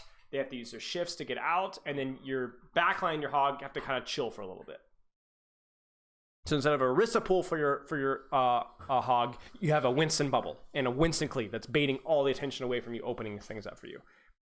So I mean, anything can work, guys. Now the problem when ranked is getting everybody to kind of like to synchronize it up. You don't even need everybody in rank to do the right thing with their hero. You just need everybody to kind of do it approximately at the same time. That's the real challenge. Orisa D.Va, I need more information. Orisa D.Va is a comp that plays for long sightlines, but is clearly concerned about controlling high ground, right, and controlling angles. So usually Orisa D.Va means that the enemy team is playing something divey, like a Tracer or a Winston, that you're concerned about.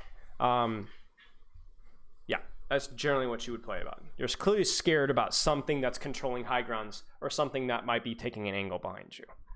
So you can't just play to just AFK spam, because you might lose the high ground and lose this flank, and all of a sudden your backline's dead.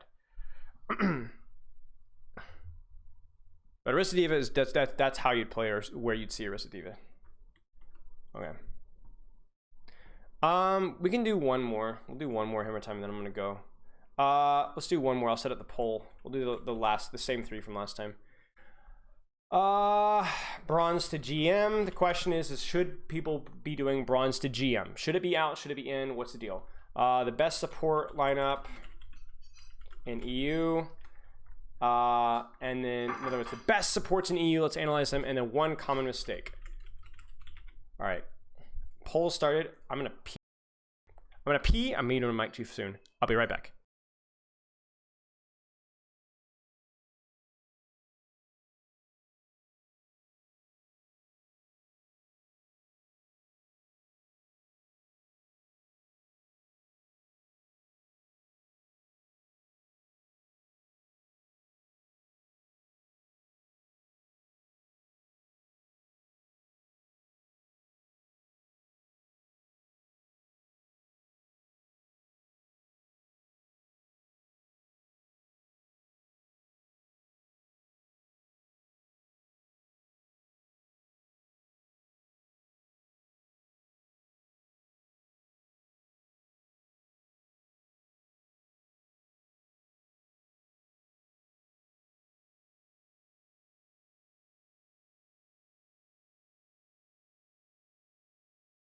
Okay. Let me check chat. Oh, we got a draw. One support lineup in EU and one common mistake. Okay, let's do a random number generator. Random number generator. 1 is support, 2 is one common mistake. Or even, let's say odd is support lineup, even is common mistake. Common mistake. Okay. All right, car queue. What you got, boy? What category? Oh, I already read that. Does game type have anything to do with the comp? What do you mean game type?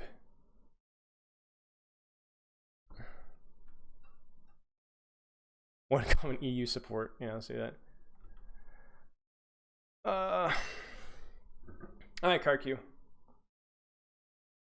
Let's watch this. Let me know if you guys hear echo because I still have my mic muted and I'm not wearing earbuds, so just hop me.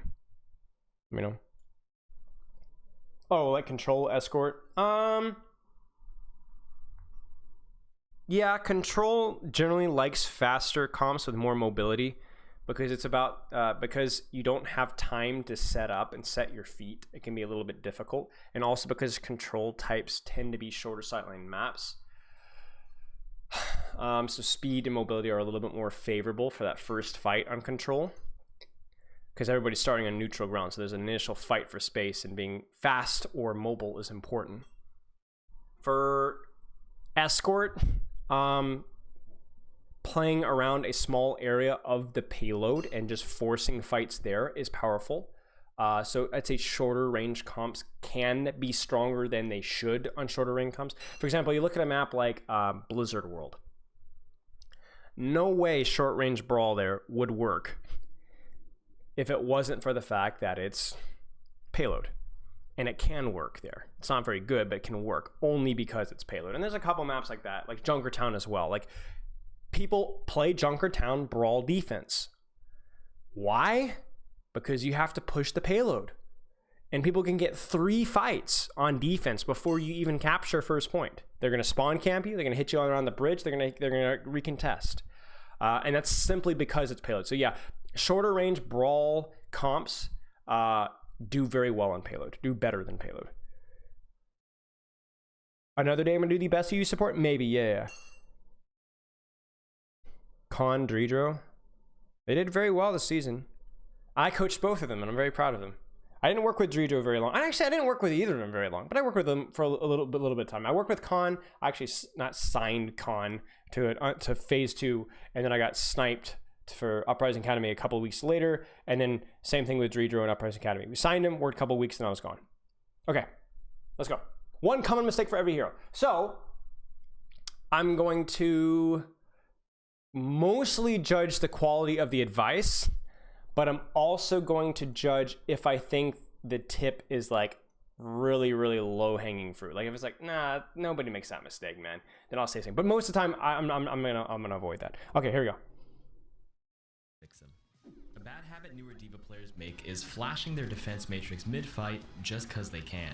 While it may appear you're helping, and occasionally you are, the randomness... By the way, I have a feeling this hammer time is there's not going to be a lot of talking in my end. It's mostly just going to be nodding, or I'll have some discussion points, but I agree so far. Flashing matrix is usually wasted. You should always have a reason to use your defense matrix and actively look for things to eat, or hold it over a teammate to protect them. The mistake Orisa players make on attacking sides of maps is passive shield placement. It's common for Orisas to shield where they are, not where they should be. For example, attacking a choke point here, the mistake is constantly reshielding this choke instead of aggressively shielding forward, where the team should be pushing. Sometimes it's okay if you have a plan, like letting a teammate cross the choke safely, but your team will find it difficult to do anything if the Orisa just constantly reshields the same spot, since her position determines the location of the fight. I actually disagree a little bit with that one, so this is actually going to be a good talking point. What's the problem with this one, chat? What's the problem with this one? Let me see if you guys, so let's use some of our learning concepts from earlier. You guys think about what is the problem with this advice? Shielding where you want to be, not where you are. What's the danger? Think again, context here. You guys understand what he's saying. I understand what he's saying, but how do you think 40, 50, 60% of the people watching this video, how are they going to take this?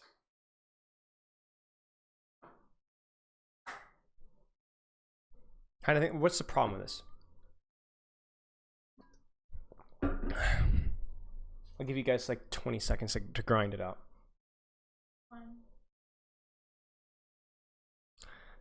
Yeah.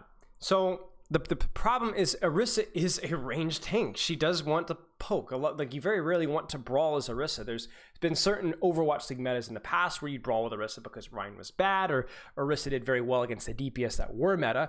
But most of the time, Orisa is designed for poke. So you don't. The idea is that you don't AFK to choke forever. You are trying to take space, but you're trying to take space by shooting and halting and screwing the enemy team up. And when the enemy team gives space, oh shoot, we're low. Oh no, we've been shot. Then you take it. For example, if in this situation here, let me just mute for a second here.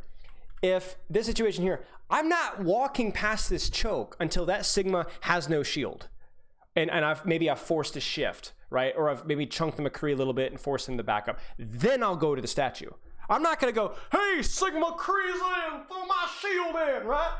Yo! And you just like walk into melee range. That's a good way to die instantly. Because they've got full cooldowns, they've got full resources, and they're sitting right in that corner. I mean, maybe if you're playing Orisa Lucio with a Reap or something, right? But let's just pretend you're playing a poke comp with Orisa, right? Ignore the context for right now. You need to shoot. You need to force cooldowns, force them to back up, and then take space.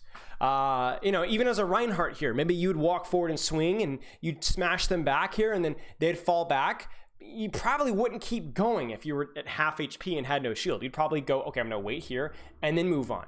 So you kind of have to earn the space you're given. So he's saying just shield where you want to go without really talking about it. I would say shield forward as the enemy team gives you space. As you shoot and create space and put pressure, then you can slowly segment your way up. And I'm not saying what he's saying is wrong. I just think it could be said better. So you have to earn your space. Forward, where the team should be pushing. Like right now, I would not fortify this. You forced his shift, you've broken his shield, the McCree's taken damage. Now you can walk forward and throw your shield here. Don't use your fortify. Keep shooting, force him back even further, and then fortify and keep pressuring if you want to. Sometimes it's okay if you have a plan, like letting a team. Because if you do this, and they're like holding the corner here, or even holding here, their shield's insta broken, and then you're dead. Cross the choke safely, but your team will find it difficult to do anything if the Orisa just constantly reshields. Do you see the value that he's getting with this shield and pressure now though? Shift, Sigma's taking damage, McCree's taking damage. They've used a lot of cooldowns, and then you can go forward. The most common mistake on Rein is poor pathing. What happens here is that you take the longest and most inefficient route to a fight. We just talked about short range versus long range, didn't we? Soaking up too much damage with your shield or health in the process. You end up slowing down your engagement, waiting for your shield to recover, or waiting for healing while the rest of your team just dies around you. Do your best to take the shortest path to a fight that hopefully has some natural cover, unless you're pulling off a very specific strategy that does require the long Very path. basic tip, but very important. For Roadhog, a common mistake is people always using melee after a hook shot combo. It's not a mistake when trying to confirm a kill on a squishy target, but when you hook tanks, it's much more efficient to shoot twice because of their larger HP pools. Melee is great to confirm kills if they didn't die after the initial shot, but it actually locks you in the animation and you can't shoot again until it's over. So skipping that and pumping your shots is much more DPS. Yep. Also, a little tip for ball. Please do a little jump when you hook ball. It's easier. You'll get more. Last I checked, it's easier to get more pellets on his head when you do a little jump. For Sigma, the mistake here is simply forgetting to retract the shield. In chaotic team fights, Actually, unironically, this tip is very, very good. you'd be surprised at how common it is to just move around and forget about it. Just remember to bring it back. Actually true. The biggest mistake for Winston is leaping in with no plan. The quickest way to feed and tell your teammates is bad leap engagement, such as going in solo and the entire enemy team turning on you. Ask yourself this: what are you leaping in for? To take space? To farm primal? Give your Zarya energy and then drop back down? Or are you leaping to dive a target? You need to adapt and understand the difference between a soft or hard dive. A soft dive is a type of dive engagement without fully committing onto the enemies, which is often used to sort of take position or farm for ult charge, with the option to retreat when necessary. That's the key, being able to back off. A hard dive is a type of engagement that you fully commit to. You typically won't be able to disengage or back off very easily since you're going to be deep in the enemy lines, so you better make sure you get value or get some help from some teammates. Sure. I think the thing to note there is for a lot of Winstons with these like soft dives is the same thing with Genjis and even Tracers to an extent. You need to know where you're going. Like, it's not good enough to know where you're jumping, but like, okay, my bubble's gonna break, then what? I'm gonna run all the way back to my team? No. Okay, then where are you gonna go? Where's your cover? You're gonna drop off the high ground and hide here? You're gonna crawl behind here? You need to know where you're going. A lot of Winstons don't think about that enough. the biggest mistake for ball players is AFKing and waiting for healing from your supports instead of going for health packs mid-fight. Sure. This is fine during downtime when the fight is over, but in general, you should use your mobility to look for health packs. Do not give up space unless it's an absolute emergency. The fewer resources you demand on ball, the better off your team will be. Your healers can focus on others while you utilize your massive health pool and adaptive shields to survive. Other thing with ball, please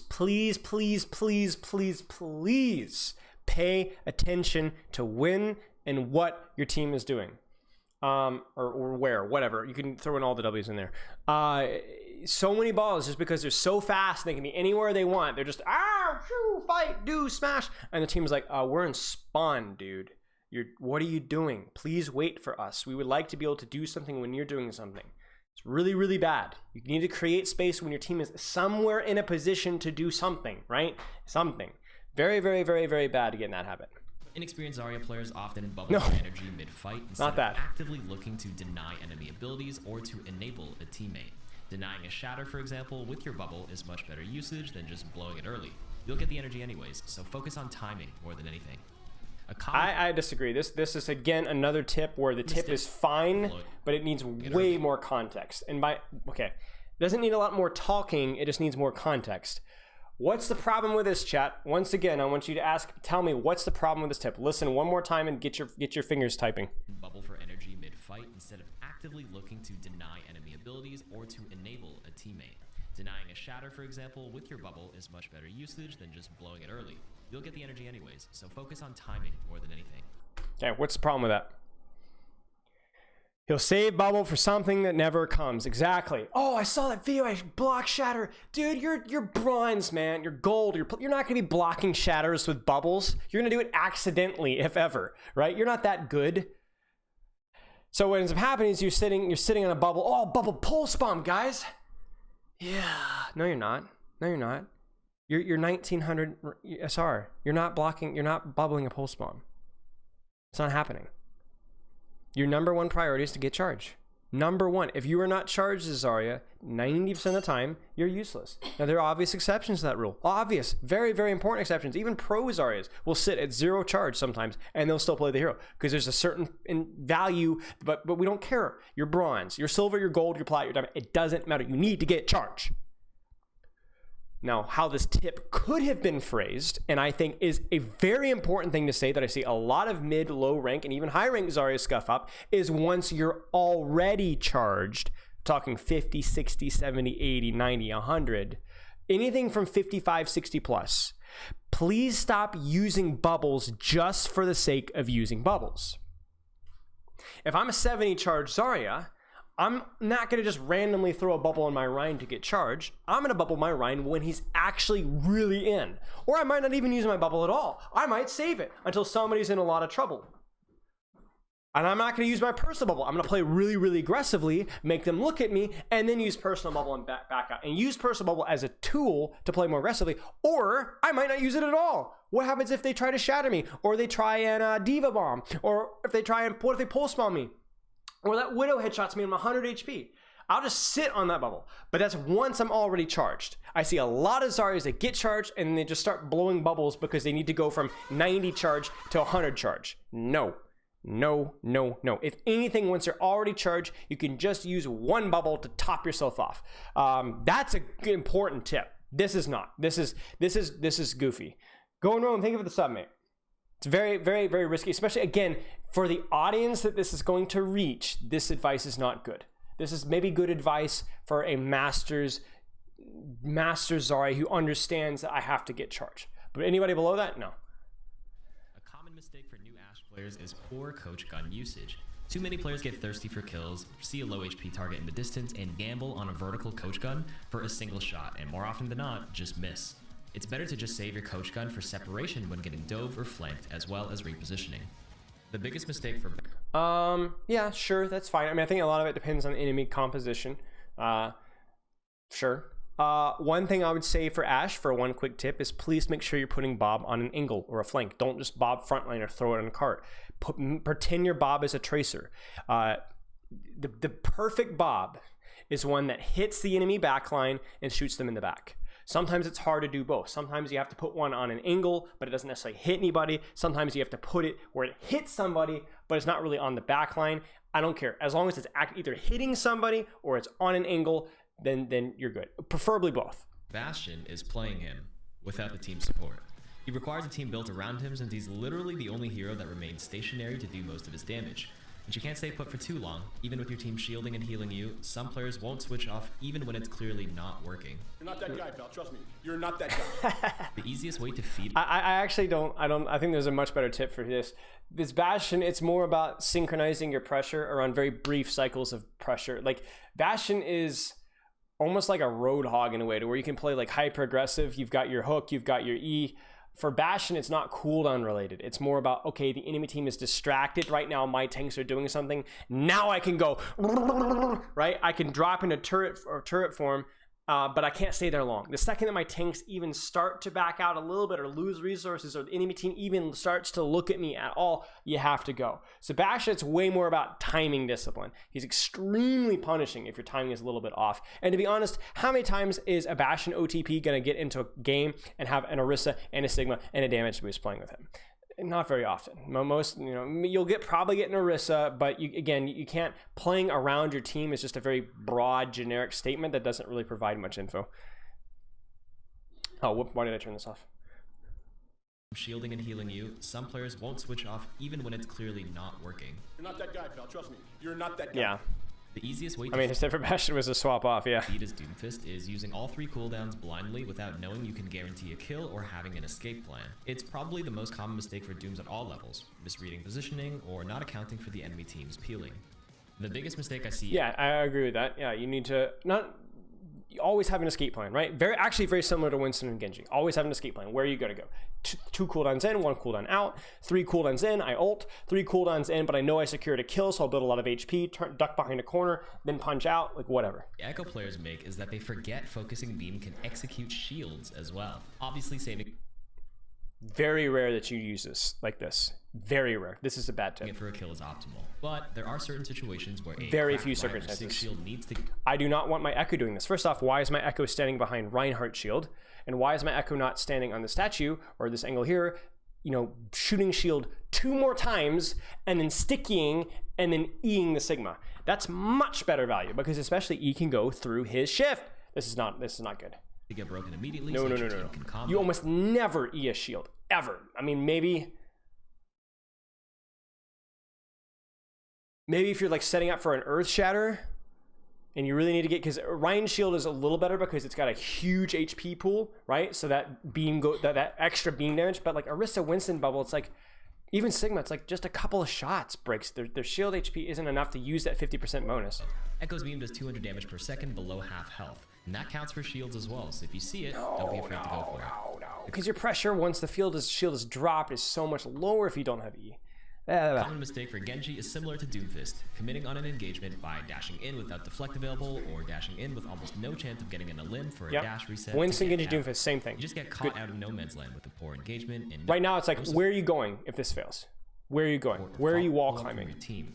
A big mistake for Hanzo players is being impatient. It's almost always better to take a slower, more methodical charge shot while waiting for enemies to walk into your crosshairs compared to shooting 2 quick panic shots and just end up missing. Just wait, bro. I mean, I guess so. Kind of a weird tip, but sure. Frequent mistake Junkrat players make. Is there a reason why his audio is super echoey? Dang it, man. Somebody has to say something. I told you, it was like, I'm not wearing earbuds. So it could be the speakers could be picking, the mic could be picking up the speakers. Is it bad? I can just put earbuds in. I've got them right here.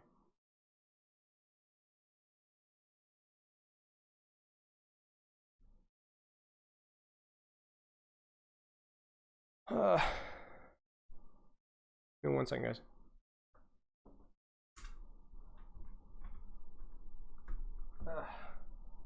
It's okay.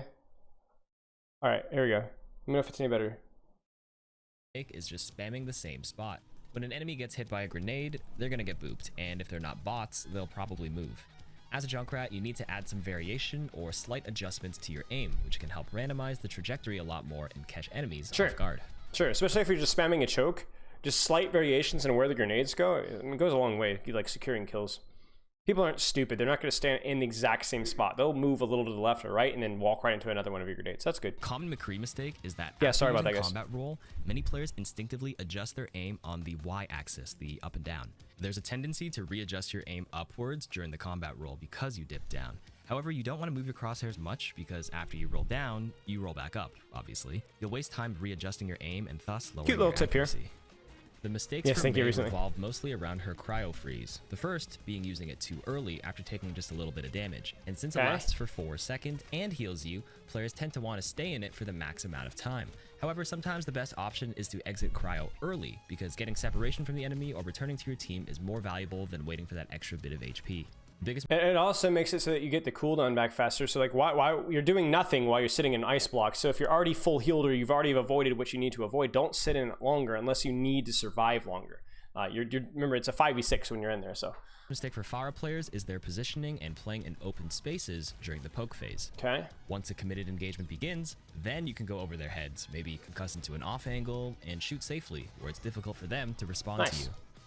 Reaper is the strongest when the enemy doesn't know where he is, and it's too common for Reaper players to give away their position on a flank by shooting before Sure. closing the gap between them and their target. This gives the enemy team time to react and shut you down before you even do anything. What's worse is that shooting early does way less damage since Reaper uses shotgun, so stop throwing away the flanking advantage, let yourself get closer, then shoot for the instant 1 or 2 shot. sure. The mistake for Soldier players is playing with the team. Yay! All The right. reason his nickname is the legs. So if you lock the legs, use them. Sprint to off angles and flanks and go for crossfire. Yes. You can play independently with your biotic field and sprint out of danger if the enemy shifts their focus to you. The mistake So I'll actually take a quick segment here. Now we're in no position to throw stones in terms of the London Spitfire, But I'll say one thing that made me physically curl up into a ball was watching Boston versus Vancouver and what they did with their soldier comp in the Orisa. Now, there's sometimes in Briggs Inn where you play soldier a little closer to your core so you can get value out of healing station with your team. But when you're playing with a BAP, Brig, why is your soldier sitting with your backline? Why? What are you doing? Why are you not taking angles? Like, even if they're playing a variation of a dive comp, you have to take angles as a soldier. Otherwise, you shouldn't be on the hero. You should be on McCree or Reaper. Like, you're playing IM37, who's actually a very good McCree. Why are you playing soldier Torb? And why are you not playing McCree Torb? And why is your soldier sitting in your backline? What are you smoking?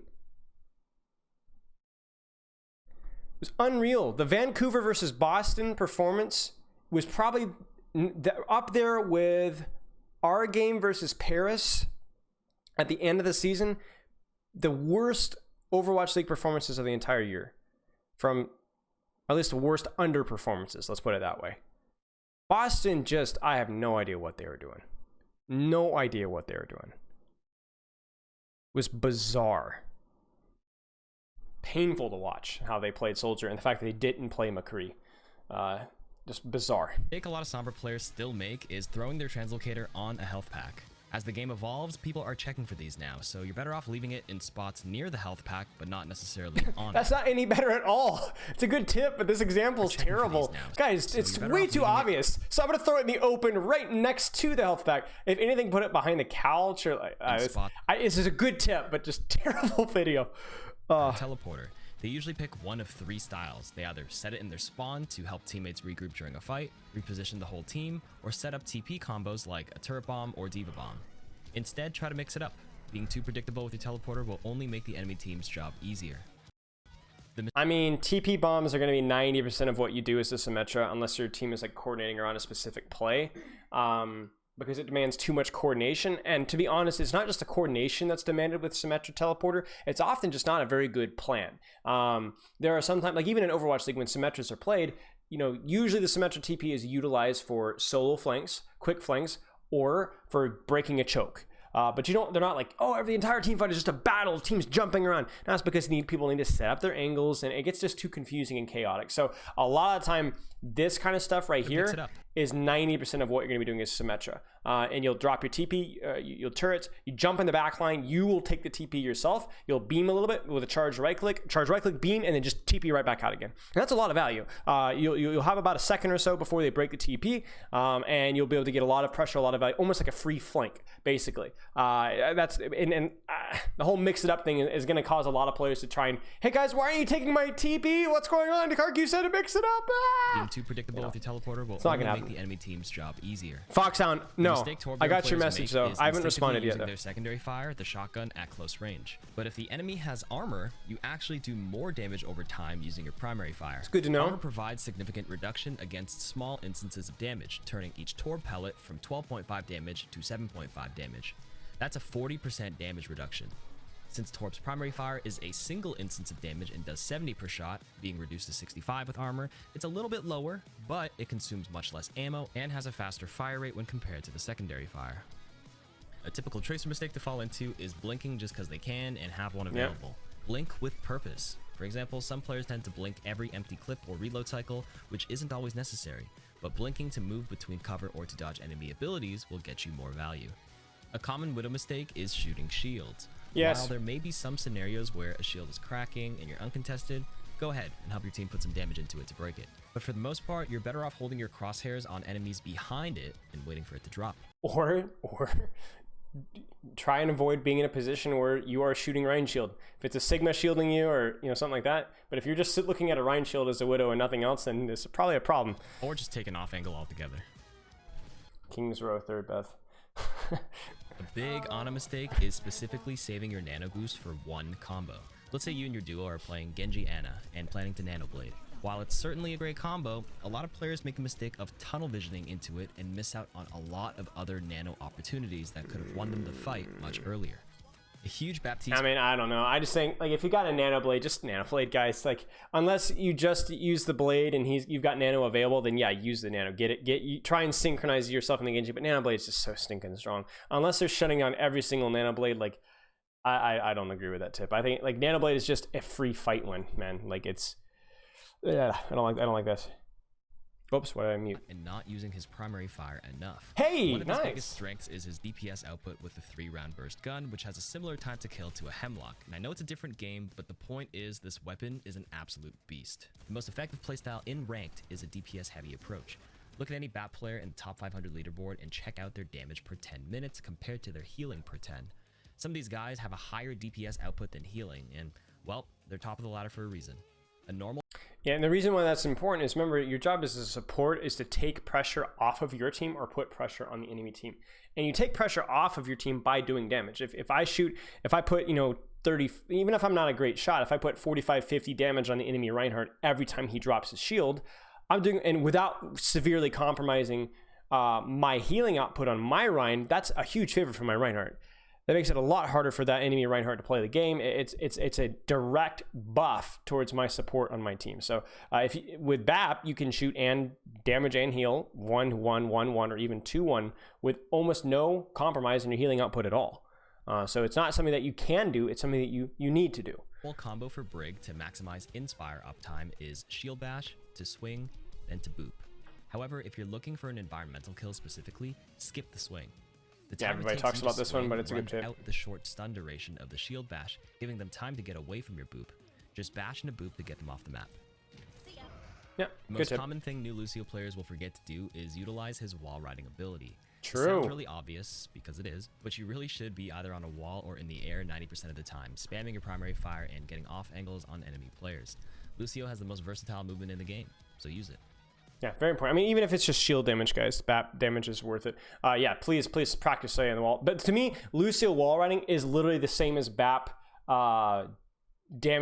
focusing on damage, because it's difficult to do and it's uncomfortable and you're going to be bad at it. Like, there's going to be a lot of times when you're doing that as BAP and you're going to be like, oh man, I missed that heal shot because I was trying to weave in damage. Okay, there's going to be times as a Lucio you're going to feed because you fall off the wall, because you were not playing, but you have to push your limits, right? You have to throw a couple games as you're trying to improve. Otherwise, you're never going to get better. Most Mercy players will hard pocket a strong complementary hero like Ashe or Pharah, and will often forget about the rest of their team. As important as your job is to enable a DPS, you need to help your other support and other DPS so they can keep the pressure off of the whole team.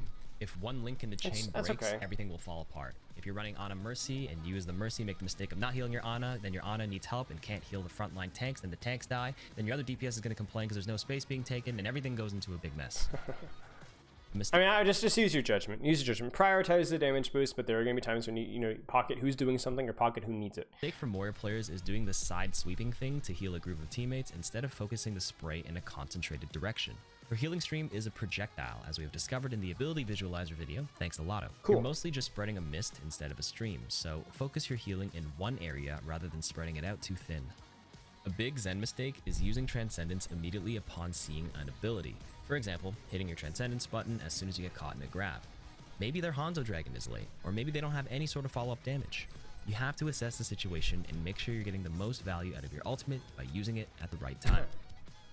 And thanks for watching, That's a good guys. tip. Yeah, I mean, this is okay. I'll give it a tolerable, because I thought some of the tips are actually pretty good, but actually surprisingly a number of the tips I did not think were that good. I don't mean all of them, or even half of them, or even a third of them, but there were several tips I was like, that's not very good. It could have been said a lot better, but also I just don't think that's very good advice.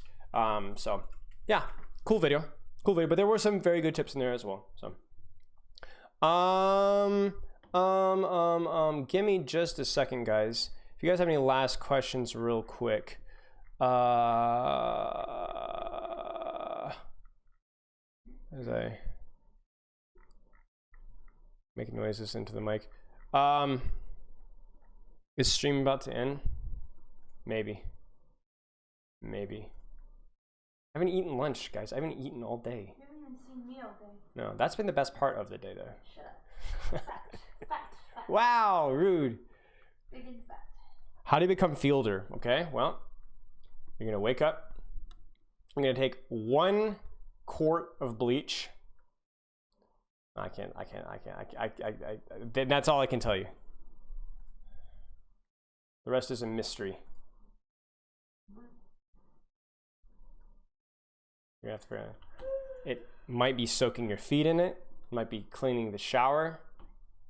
I mean, you have no idea. Oh, Sparker. Dude, you're so stupid. You're not even funny. Like, you put no effort into your insults at all. And what did you do? You're out here being cringe with Yazin on your stupid duo. I'm gonna take every slot in top 500. Do you have to like buy a phone and like register that to get a new account on that? How cringe do you have to be? I just don't get this guy, man. Guy's got no footing to stand on when it comes to trash talk. Use my entire family's phone numbers. You're just awful. Just awful. This guy can't. Holy crap, dude. Okay. We're gonna toss a host over to MS Ames. MS Ames. So they're playing Ana, and they're masters, so it should be fun. But yeah, I'll chat with you guys. I don't know when I'm gonna be streaming next. Probably gonna be doing maybe we'll do a stream next week, a stream or two next week. Thanks to the sub, Abs. But yeah, it'll be kind of touch and go for a little while, but we are gonna be picking up a stream over the next couple of weeks. But yeah, all right, cheers, mates. Have a good rest of your day. I guess Spylo's out. See ya. Wait, host. There. Okay.